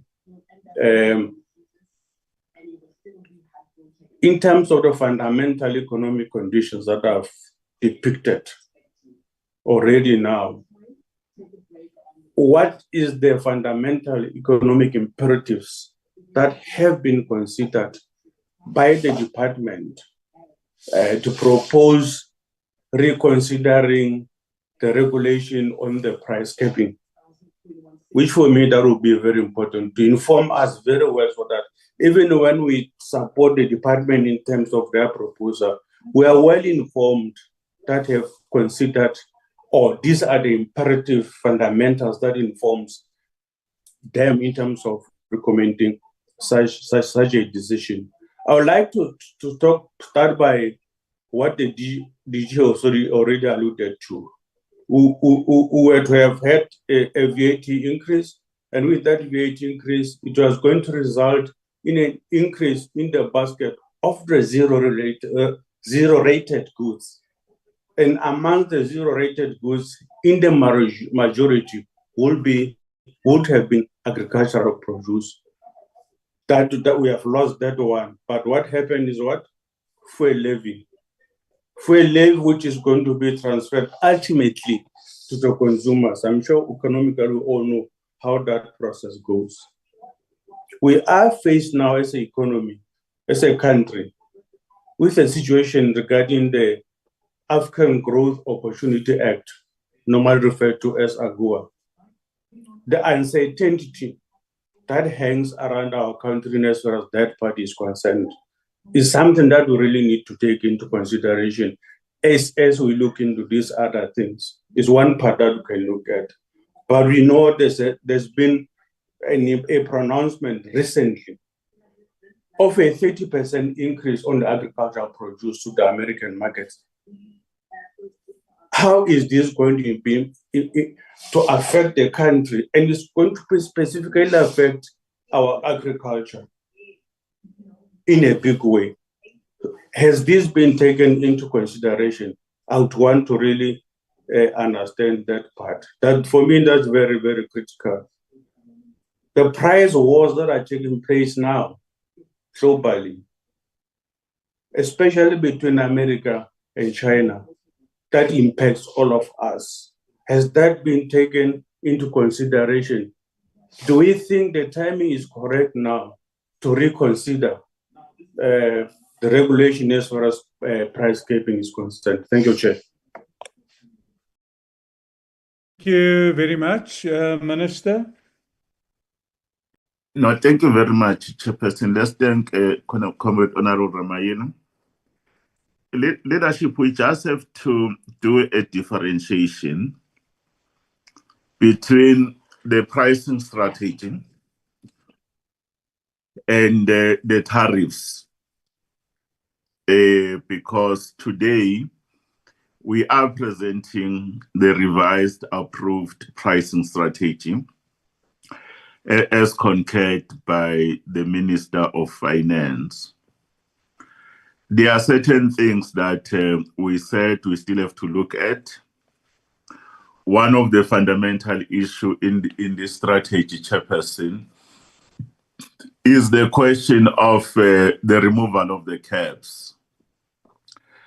In a staggered way, certain conditions that the Minister of Finance has put, and the very important comments yourselves have given, they are being taken into account for this further engagement, including the socio-economic impact assessment, so that we don't actually place the burden towards the consumers, especially around the issues of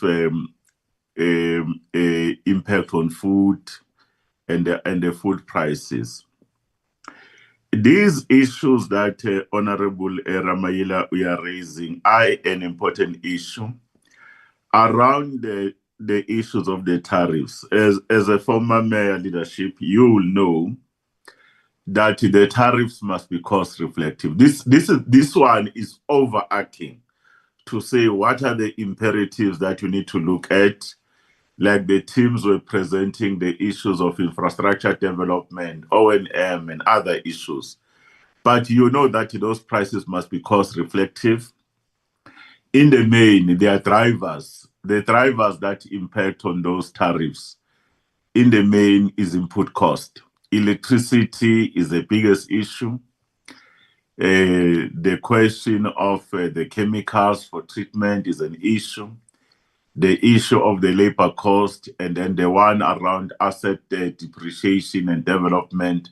Those are some of those issues that are looked at. But then you know that there's issues of geographical consideration. Which catchment are you at? Whatever, some of those things that are being looked at. And the issues of the economics.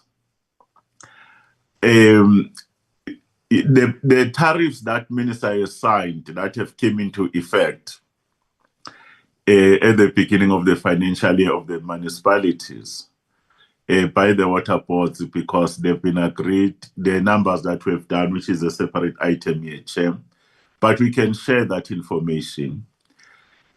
You'll agree with me, Honorable Ramayila, there's been too much changes global. The tensions are rising. Economies are not doing well. Issues of, there was a stability on inflation, but the imposition of the trade wars around tariffs that are being imposed, the policy changes that the other government is imposing and the impact it has. These are some of the issues that in the next cycle that the consultation are starting now, for the next cycle for next year, we will have to factor them in, including the socio-economic condition. We know that over the last 10 or 15 years, both electricity and water prices have exponentially increased. In as much as in our own case, there was a time during COVID-19, I was a deputy minister already here. Honorable person, Minister Sisulu decided not to increase the prices so that we're able to cushion the people around these administrative prices. Guess what? Local government decided to increase, Chair. They decided to increase, and the water boards had to subsidize them, which then threatened the viability of the sector itself. Some of these water boards, especially the risk, the high risk one that we shared with you, they never fully recovered. That's why in the reforms now, we say, no. Why do you want only to end that only the one that the minister must regulate? We want to regulate the entire value chain to do those things. But you are absolutely correct. Whatever final decision in the trade engagement between ourselves and as a nation and the United States of America and the ministers that are working there under the guidance of the president, whatever final decisions are being made on AGOA, it will have an implications. And when we do this ongoing work, which refers to of experts that are supporting us, they will have to take into account, Honorable Ramaila, the issues, what is the socio-economic impact assessment. Then we'll have to adjust accordingly. Thank you, Chair. Yeah, thank you. DG, would you like to add to that? Yes, please, just briefly. The fundamental economic imperative is that we have to get enough money from revenue from the sale of water to farmers to be able to maintain the dams and the conveyancing infrastructure so that they keep providing them with water. The economic impact on the farmers, on the agricultural sector of failing water conveyancing systems are much greater than the economic impact of gradually reducing the caps.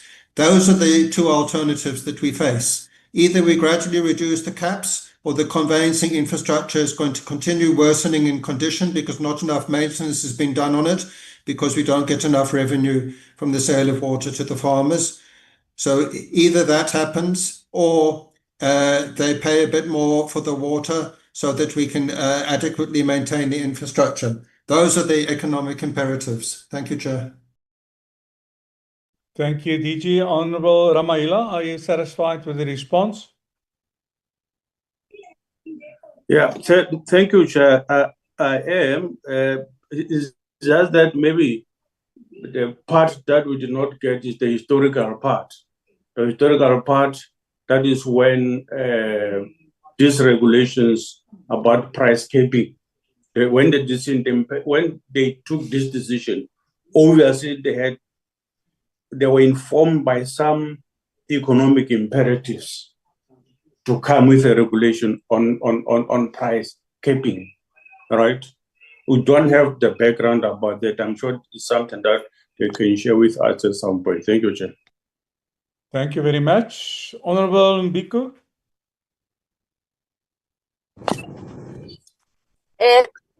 Okay, let me park my car, Chair. Thank you very much. I think, am I audible, Chair?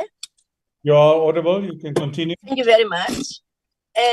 Chair, I just want to appreciate the attempts to attain that they have attained a full cost recovery, which would ensure sustainability in the water sector.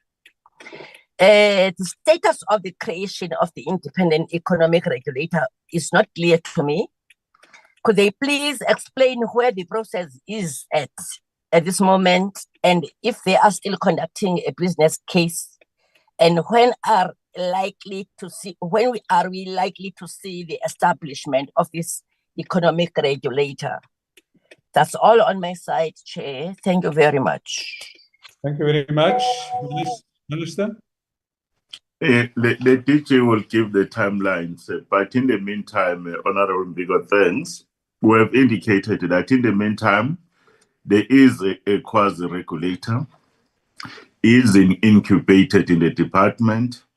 We do have an independent commission that we have appointed members as part of an advisory committee. They've been with us for nearly 3 years now or so.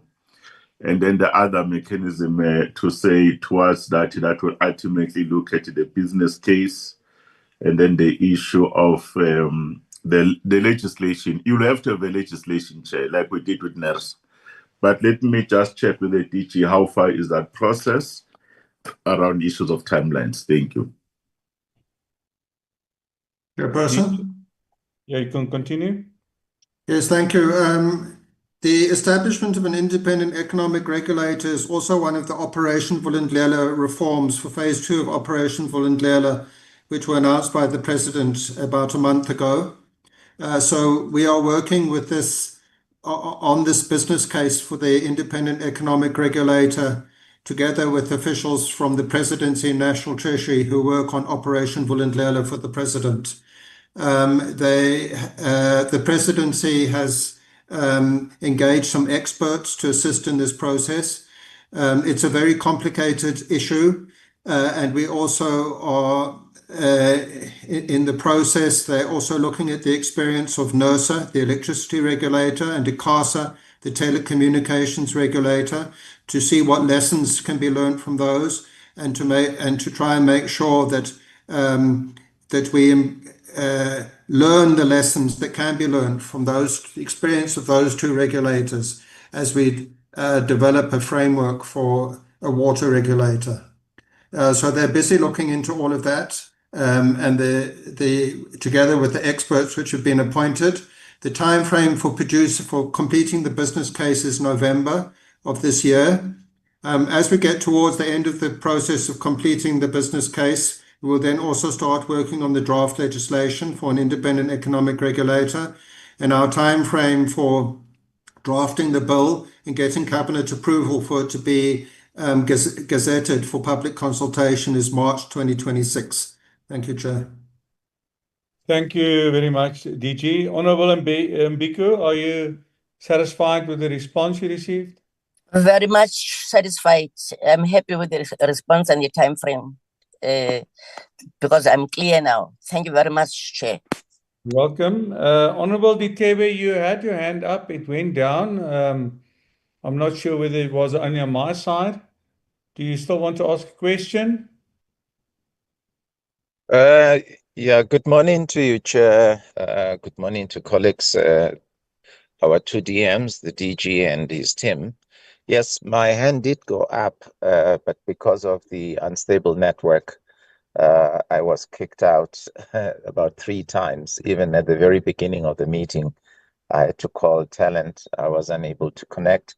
I don't know what it is today with my network. It's particularly bad, but yes, I did have my hand up. But with your permission, then I will proceed with my questions, Chair. You're welcome. Thank you very much, Chair. Let me also join the colleagues in welcoming the presentation and the responses that have already been given, which are quite comprehensive. And Chairperson, on that note, perhaps one should underscore the fact that we might be one of the few, if not the only committee that has adopted the method of interpellations, if you like, for purposes of extracting answers from the executive about a whole range of issues that we are dealing with, to a point even of allowing a member and one member at a time to ask a follow-up questions and to determine whether they are happy with the response. And if they are not happy, the department, as always, obliges in terms of giving us written responses. And this actually gives us a very good sense of what is happening. We may not have a good handle on everything. This is a very large, complex organization that deals with a number of entities. But just in hindsight, one was looking at that. And I think by now, if you speak to your colleagues in Parliament, other chairs that is, they will concede that by far we are ahead of any other committee. And I think it, in many ways, reinforces the mutuality, the collegiality, etc., the unison in the committee. Of course, with each member being entitled to raise their issues in their own way or from their own vantage point. I thought I should make those prefatory remarks just before I get to my next question, Chairperson. And this relates to the polluter paying. And we all agree with the Deputy Minister Mahlobo, Deputy Minister Sitlulo. But I'd like to know, just in respect of the complexity and the intricacy of this particular area. There are areas where, for example, a water service authority will be the culprit, as I've raised this before in respect of, for example, of Machabeng, where the Tikwe River is being polluted by raw sewage and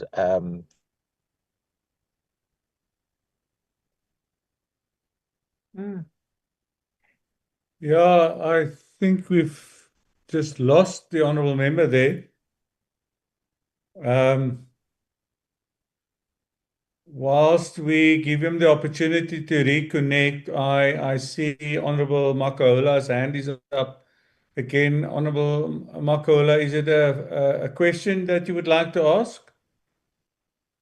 Oh, it's an old hand, Chairperson. Thank you very much, Chair, ngokunginikeza ithuba. No, khona ilana into engifuna i-homework ya next time. Mayelana naleli damu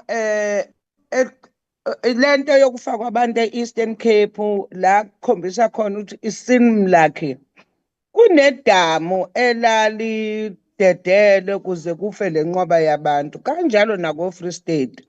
Njengoba ngikhala ngokuthi even koJozini sinayo lo nkinga. Yilezi zinto engisafuna ukuthi ngithole chairperson ukuthi mase nabo labantu kuthiwa bayagada ukusebenza kwamanzi kwamadamu njalo njalo. Basuke bekuphi ke besitshele and nale ndida ke yase Eastern Cape yokufaka abantu ngicela ukwazi ngayo ukuthi ngempela mpela idamu leli amakuyidamu kuthiwani ngale mphefumulo yabantu abashonile njalo njalo nako Free State. Ngiyabonga.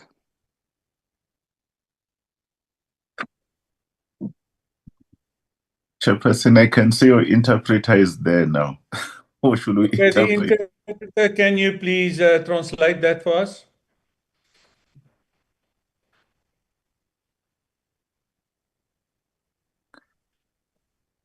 Okay, Chairperson, if Can I you... maybe just, can I just, before you come in, Deputy Minister, can we make sure that in future these people are available?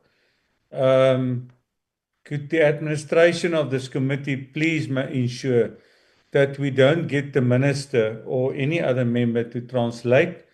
There are translators and they should be available, and if they're not on, there must be consequences for those that should have been on and not on. Please, can we deal with that matter as a matter of urgency? Minister, maybe can you then assist us? Thank you very much, my chair. Lovely you. I see the isiZulu person is on. My apology. I see isiZulu person is on. Can we get the translation from you, please?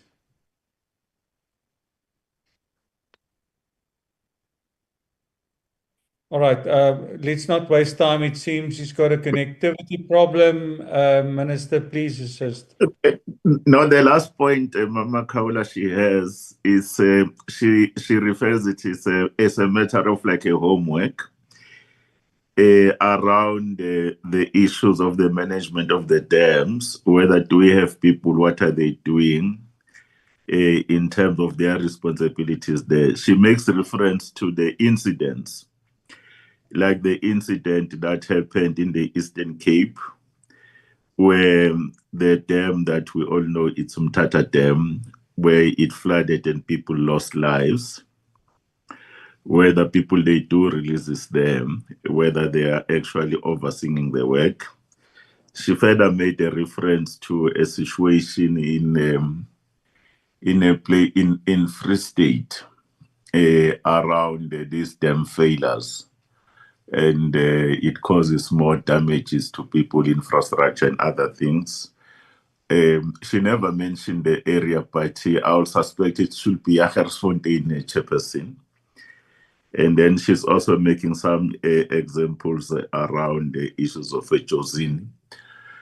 Just to respond, Mama Kaula, when it comes to dams, the dams are designed. They are designed by engineers, especially the dams that are owned by us.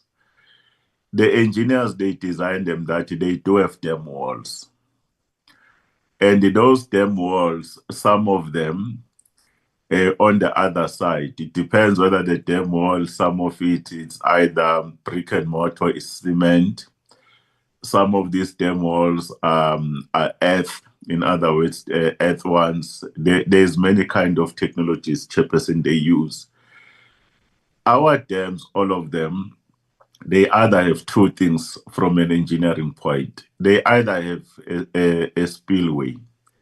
In other words, a spillway will allow the water that when it reaches a particular level, when it is full, then the water will just go over the dam without the dam needing someone, Chairperson, to release the water. In other words, it's uncontrolled. But to use the word uncontrolled in engineering, it does not mean that it is not controlled. From a design point of view, it's a control system, it's self-controlled. It allows it to do that. That incident where lives were lost in the Eastern Cape, we've explained it. There was no release that the department made. There was a flash flood that happened. And remember, the flash floods that happened, already the system there was saturated. In other words, the soil had a lot of water content at the time. Upstream them, the dam was not at 100%. But when it started raining, all our dams, they have this thing called, Chairperson, flood absorptive capacity. Even if the dam can be at 100%, it can allow a space when there are floods of a particular percentage before it can start to spill, whether our people started to do the releases. And that dam in the Eastern Cape too, it has a flood absorptive capacity. The very same thing with the Vaal River system, that Vaal Dam. The Vaal Dam is a bigger one, including your Bloemhof and others. But every time these things happens, Chairperson, you'll find that most of our people, they actually build within the flat line. They build within the river course, especially here in the Vaal system. Some of these people, Chairperson, you know, they are within less than 10 meters inside the reef. Inside the reef. And whenever flooding happens, it's going to be a problem. Then sometimes there are also some tributaries, those small rivers in between after the dam. Those are some of the things that normally will happen. And we have to work together going forward, Chairperson. One, we can't settle people anywhere. We can't do that. We have to avoid the red line, which is the flood zone. And because of this climate variability that changes now and then. But second, we need to be able to build better. We must have the early warning systems, Mama Kaula, that are there. And our people are working so hard. We could have had many problems, even if we never had a situation, if these dams were not actually controlled either through design, whether through issues of helping operators that are operating those particular systems. The one in Free State, you know, Mama Kaula, we opened the case. I went there with Dr. Ntili, and the prosecutors, Chairperson, are working on that particular issue. Serious progress is being made around the Jagersfontein. But the biggest issue is to actually prevention. Prevention is about settlement and land use. But then there's an operational and management one. Then there's issues of disaster preparedness on how we deal with some of those issues. That will be my answer, Mama Kau. Marcola, are you satisfied? I think it is comprehensively explained. Thank you very much, Chair. Yeah, what he says now. Mina ngiyavumelana naye. But ibuyela back kulento ukuthi ukhokta no Salga nama-traditional leader. Now anomthelela lana na ufuna kafaka ezo account ngoba ngesikhathi abantu bakhelwa lapha bebabeka kuba khona lonto kuthiwa engineer afuna babheke lo mhlaba unjani uyingozi noma awuyona ingozi ngaphansi khona idwala likho yini ngabe awu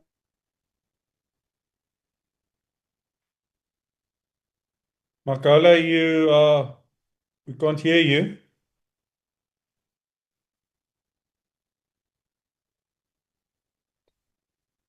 Or is it just myself that can't hear? Well, on the same boat, she has disappeared. But she agreed with us, feeling that COGTA traditional leaders, SALCA, must play their part here. Okay, thank you very much. Honorable Ditebe, can we go back to you and try again and see whether we only caught you up, we lost you when you were talking on the polluter must pay, and then if you maybe can continue on that.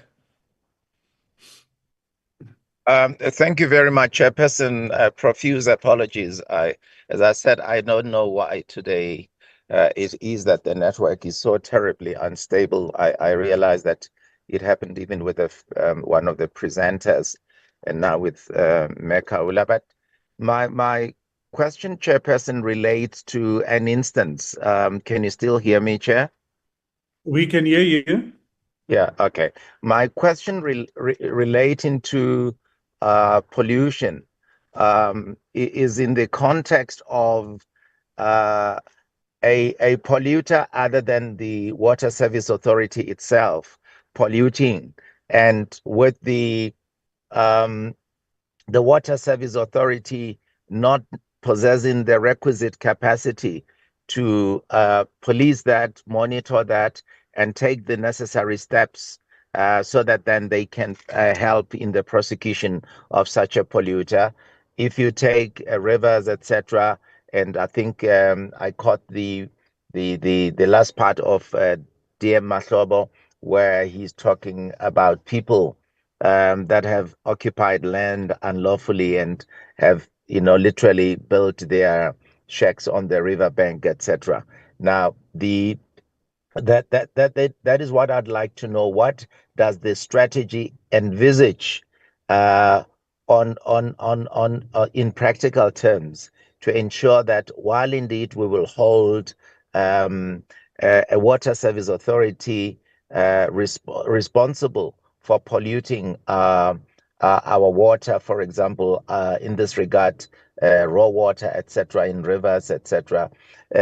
But what about an instance where a municipality rather does not have, as I say, the capacity to monitor, to police those that are polluting water sources that are within its jurisdiction or within their jurisdictions? The other chairperson, the other point that I raised was I saw an article in the media this past weekend which says that there is apparently a strongly pronounced presence of antiretrovirals in our water. So I'd like to know from the two DMs and the DG and his team whether that is in respect of treated water from the water boards and then being reticulated to water service authorities, or in raw water, or is it something that is isolated to a specific area? The last one, Chairperson, just would like to have confirmation from our DMs and DG whether indeed the Mangaung Metropolitan Municipality has finally settled its account with Val Central, because I saw that article that suggests that is the case, or in fact that states for a fact that is so, and that if indeed that milestone has been reached, we should congratulate the municipality. But again, we must not be lax about those. And again, I want to go back to Machabeng. If the latest figure from 7.23 billion rand to 8.13 billion rand is anything to go by, then we must be very alarmed. And this goes back, Chairperson, to what the DG said in the past, that even if the Mangaung Metropolitan Municipality paid its account diligently, etc., but if the Machabeng debt continues to grow, there is a very real risk that it may bring down everybody down with them. In other words, by bankrupting the Val Central. I do note the point that was made in our last meeting, that the risk has been hugely mitigated in respect of Mahalis and and Val Central not being bankrupt, in other words. But I think it is important that, the Val Central Water Board does not simply break even, that it is able to cushion itself against shocks. Because you will remember I asked a question, what happens in respect of water service authorities that have not been honoring their accounts, etc.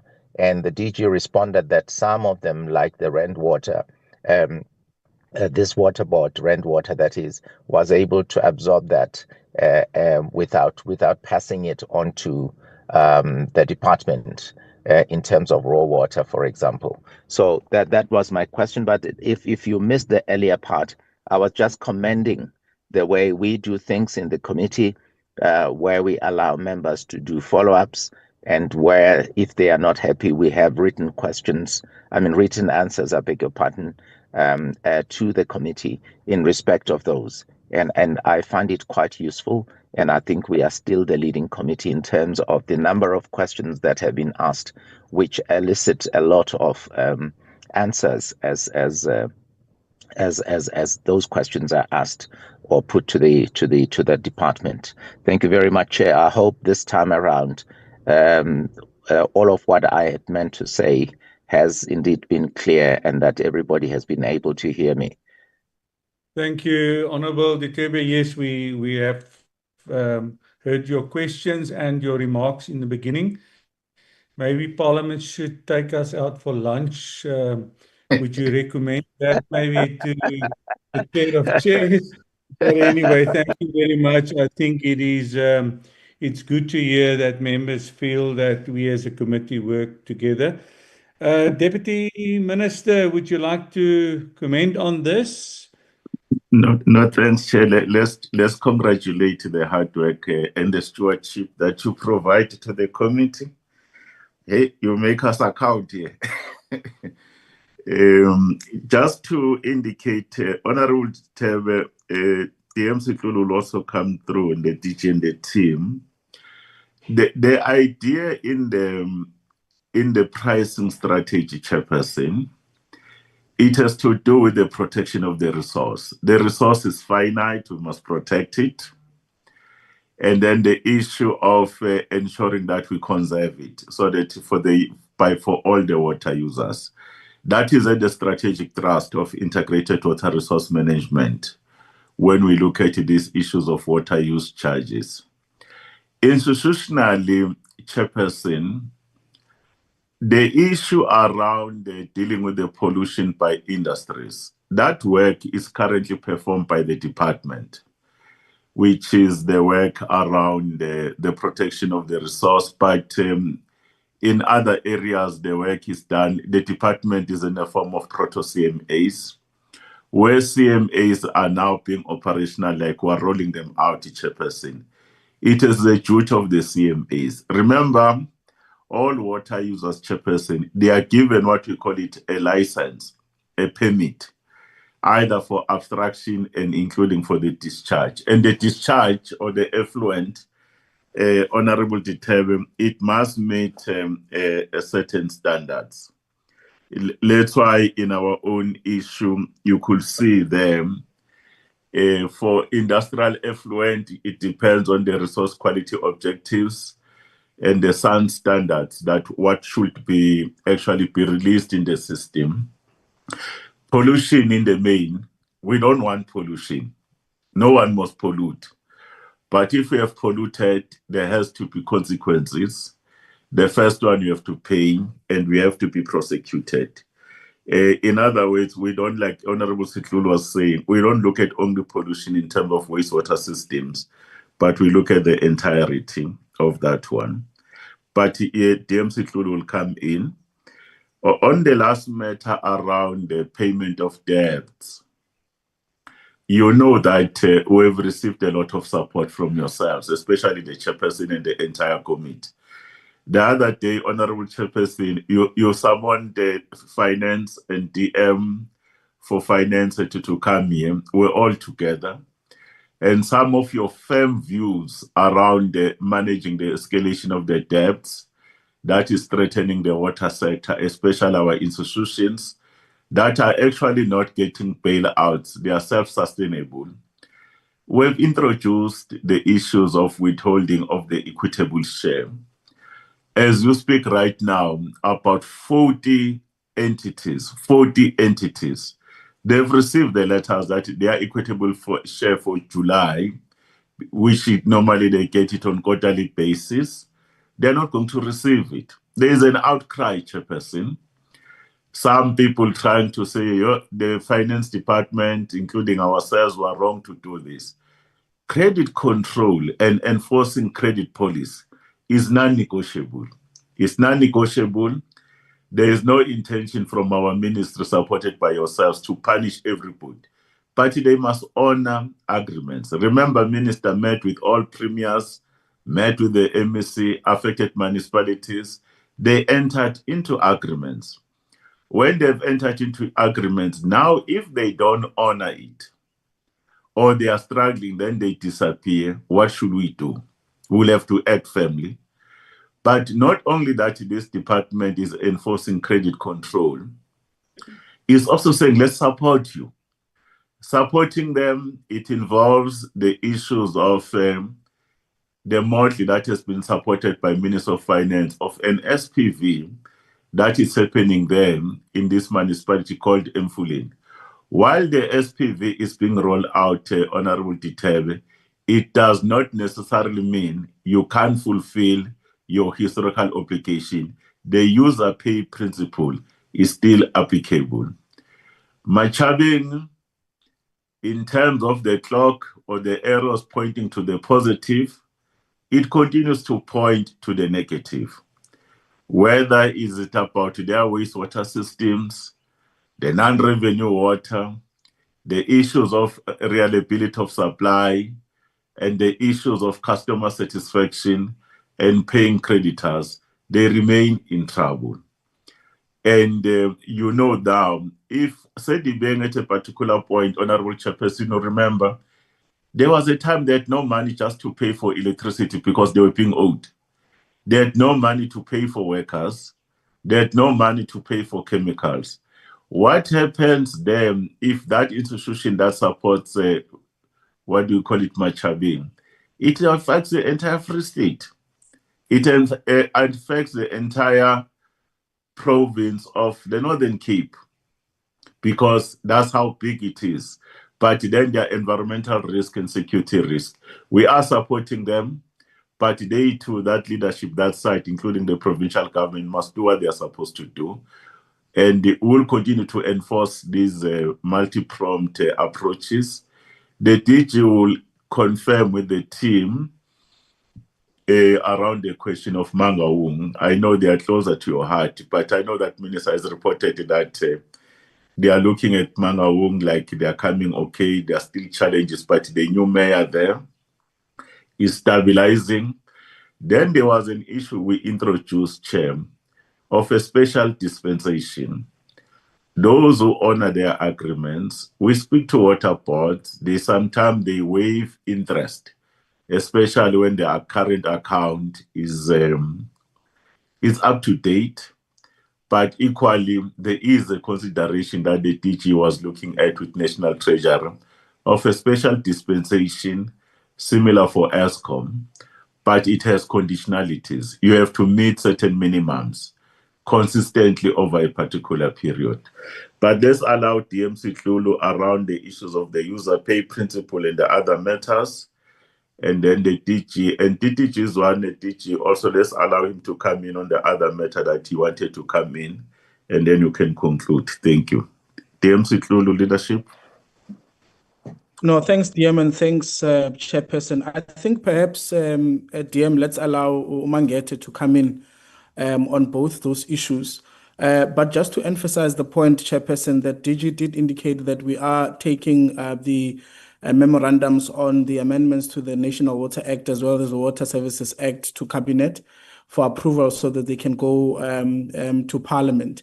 And I think that is a step towards the right direction in us being able to achieve what we want to achieve. And as far as making sure that people are held personally liable for pollution. So, but let me just hand that over to DG and Umangete to address those issues with your permission, Chairperson. Thank you. DG. Polani. Try come in, Polani.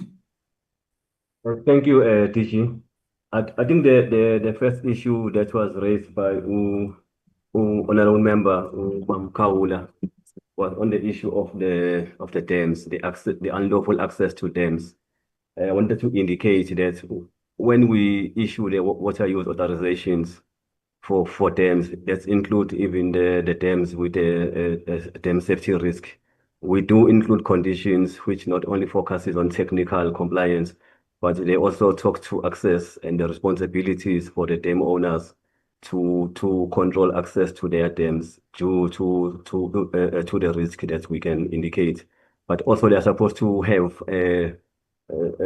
awareness signs around their dams where they indicate that people cannot access the dams and other requirements which talk to general safety of the public. I'm talking about any size of dam, not just the ones with the dam safety risk. And then the other issue was on the water allocation reform to indicate that in addition to our prioritization of applications from historically disadvantaged individuals, we do also set aside water in other catchments where we identify that we can provide such allocations, including catchments in Northern Cape, Eastern Cape, where we have set aside water, not just water, and also areas for stream flow reduction activities, that is for forestry. We do provide for that, and then we also engage on a quarterly basis with the Department of Agriculture, where we sit in on where they are presenting their land reform initiatives, and then we provide guidance as well as far as water allocation reform is concerned. And then moving to the issue of the polluter pays, as we indicated, Honorable Member Ditebe, the waste mitigation charge will address issues of polluters like the one that you indicated, maybe the municipalities, whether it's agricultural use or industries per catchment. Then it will look into those where someone is not meeting the conditions of their licenses. I'm not sure if I'm missing any other area, DG, but Susan can also add there. Susanne, do you want to add? The only thing I can add on, DG, is that the pricing strategy will not only be addressing the polluter pay principle on its own. We do have a full team in the department with implementation strategies on how they are to handle this pollution. So from the pricing side, we are just assisting them with the funding mechanism to empower their work so that we can get everything rehabilitated appropriately. Thank you so much. Chair, just to add for a couple of Honourable Ditebe's questions. His one question was, what if a water services authority doesn't have the capacity to monitor pollution by others, not itself, such as industries? The way I would answer that, Honourable Ditebe, is to say it's not the responsibility of water services authorities to do that monitoring. Their responsibilities are set out in the Water Services Act, and they relate to providing water and sanitation services, and they don't extend as far as monitoring pollution of water resources. That's governed by the National Water Act, and the responsibility is given to us as DWS and the catchment management agencies. It's essentially a catchment management agency responsibility, but we've been implementing the responsibility in the interim until the catchment management agencies are fully established and fully operational. So the key is that we and the catchment management agencies must have the capacity and the ability to properly monitor that and to take regulatory action against it when it occurs. The media coverage of the antiretroviral drugs, there was there was a report, some research done by Northwest University, which found concentrations of chemicals from antiretroviral drugs in water sources. I haven't seen the report yet, but from the media pieces, it seems like most of their testing was done on rivers. But it appears like that they did do some testing of treated water as well, and found some of these chemicals in some of the treated water as well. In summary, what the researchers are saying is that South Africa has an unusually high number of people on antiretrovirals, and they're saying that that people take the antiretrovirals, traces of it then go into the sewage, which gets transported to the wastewater treatment works, and then it goes into the rivers. And then when water treatment works extract the water from the rivers, they're not getting rid of all the chemicals. The researchers do make the point that our wastewater treatment works were designed, most of them, some time ago, and they weren't designed with this high level of antiretroviral chemicals being in sewage in mind. And most of them haven't been designed to be able to remove those chemicals. From what I've read, it looks like the research is ongoing. It's not clear yet what are the health risks of these antiretroviral chemicals in the water. But Chairperson, we will look into it as the department, and if necessary, we can do reports to the committee on it. We'll need to contact these researchers at Northwest and get more information from them, and also work with the Water Research Commission, and then develop a strategy to address this if it is indeed a health risk. Finally, Arnold Ditebi asked about Mangaung. Mangaung are now paying their current invoices in full. They still have a lot of historic debt, but the key thing is that they're paying their current invoices in full, which is making a very big difference to Vaal Central Water's financial sustainability. As DM Maklobo indicated, we have got Treasury agreement for debt write-off mechanism. So Mangaung over time should work with Vaal Central to write off that historic debt that it owes the Water Board.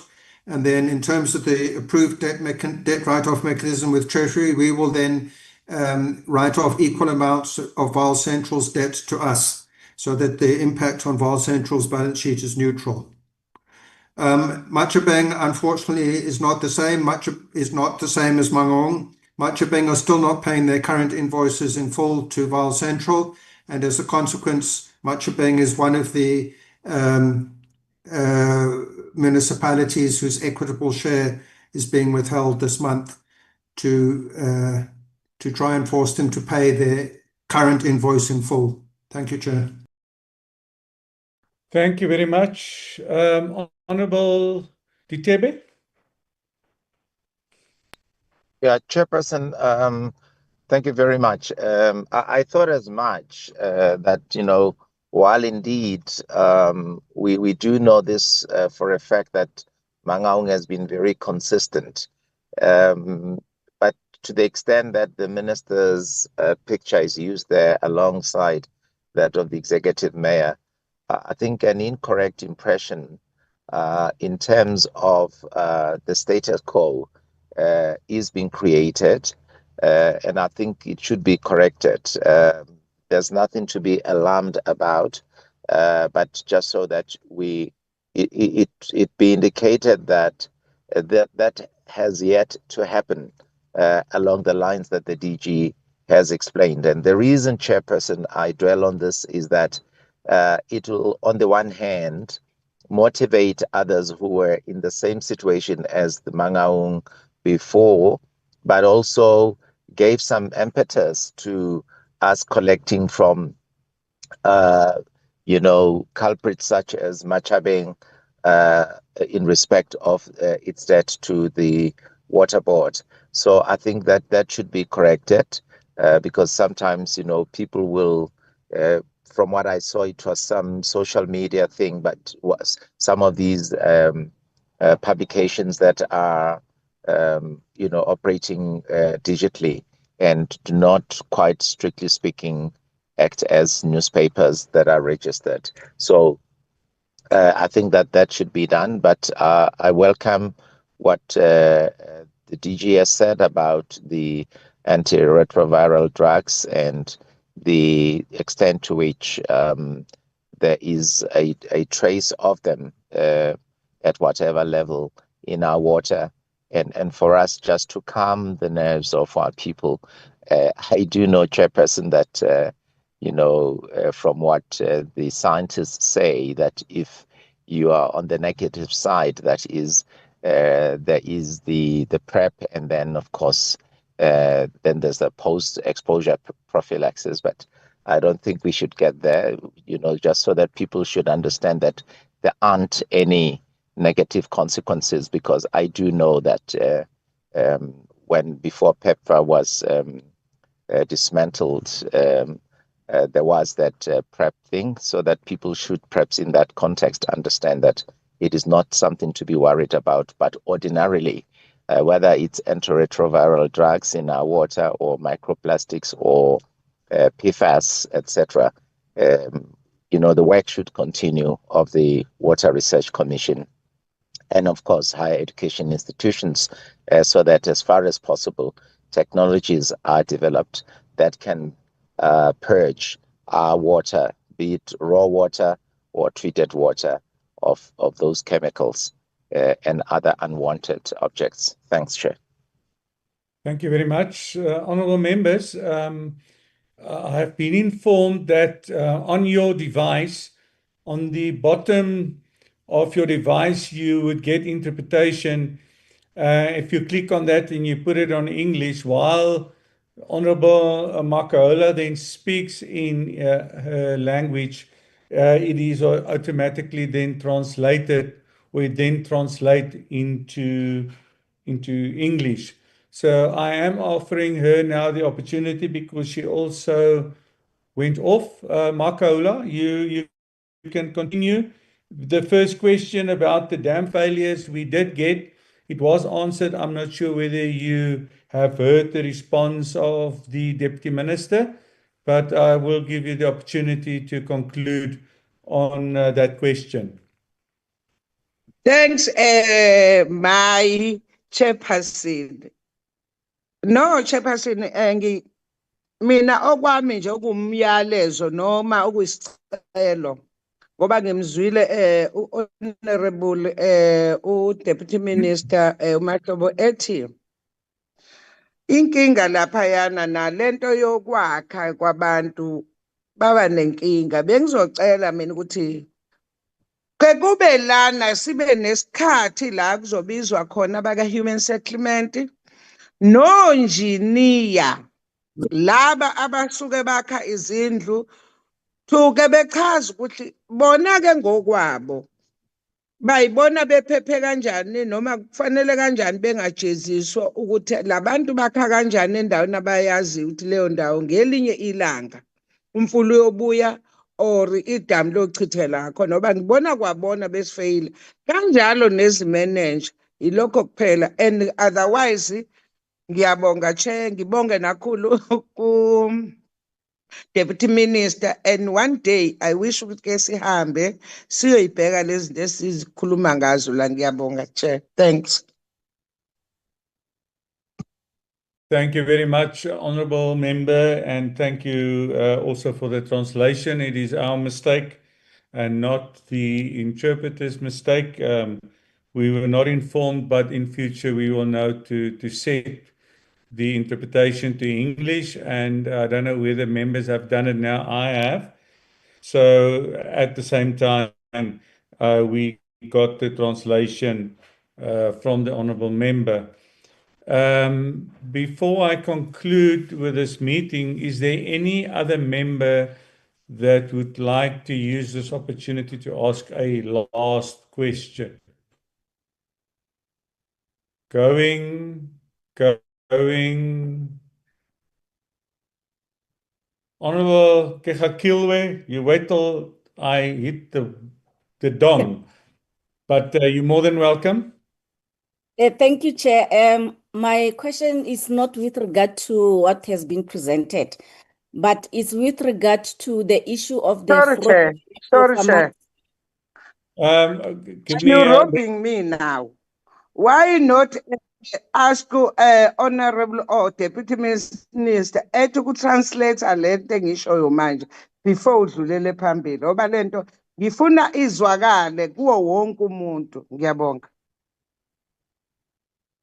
My apology. The minister he did answer you, but my apology, Honourable Kegakilwe.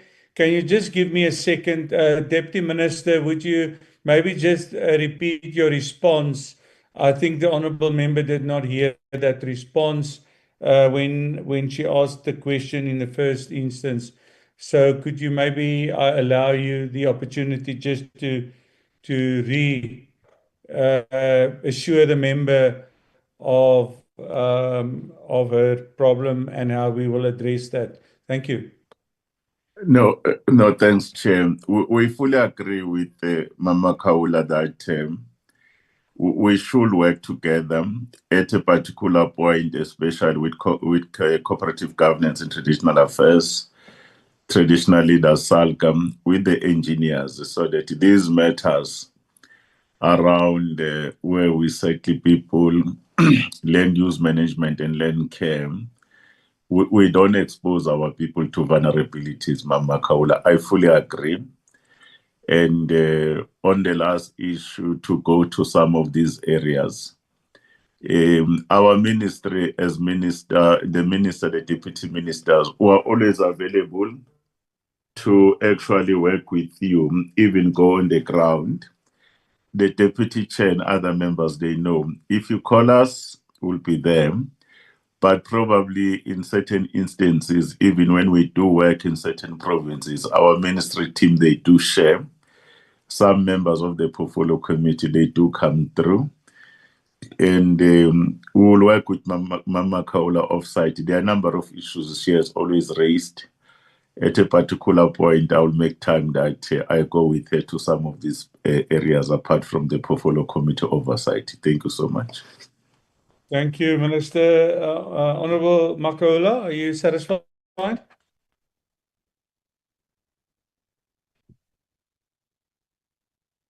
Makoti, are you satisfied? Okay, Chair.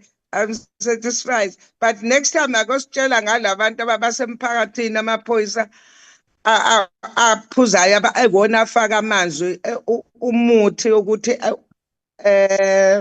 emadamini ukuthi anazo neincwadi zokwenza kodwa ke noma ngeke ngiphendule manje ngiyabonga. Amaphoyisa omphakathi. Thank you very much. Honourable Kegakilwe, can you now continue? Thank you, Chair. Mine was with regard to the issue raised by the farmers from Groot Mariko. They wanted to be assisted with the rebuilding of the canal. I'm not sure if it is the responsibility of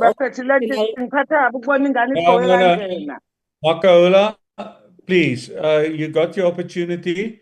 Don't interrupt other members. Chair, I'm not sure whether it's the responsibility of the national department or of the province, but it has been for a period of 3 years. Maybe if we can get from the department if there is any plan or what is it that the department is doing to assist the people of Groot Mariko. Thank you, Chair. Honourable Member, can we ask that the department give that request, your question, answer that in writing? I don't think they would have been prepared for that now, and therefore request them then to do that. Otherwise, unless the DG or the minister wants to respond to that immediately. No, let's do it in writing, Chairperson. It's a specific matter because our department, we are working with agriculture on a number of water systems that are belonging to farmers.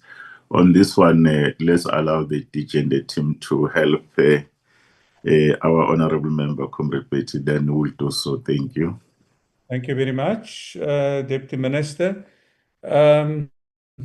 Masipu, the next item on the agenda, it's just for cognizance by the members. Is that correct? You are correct, Chairperson.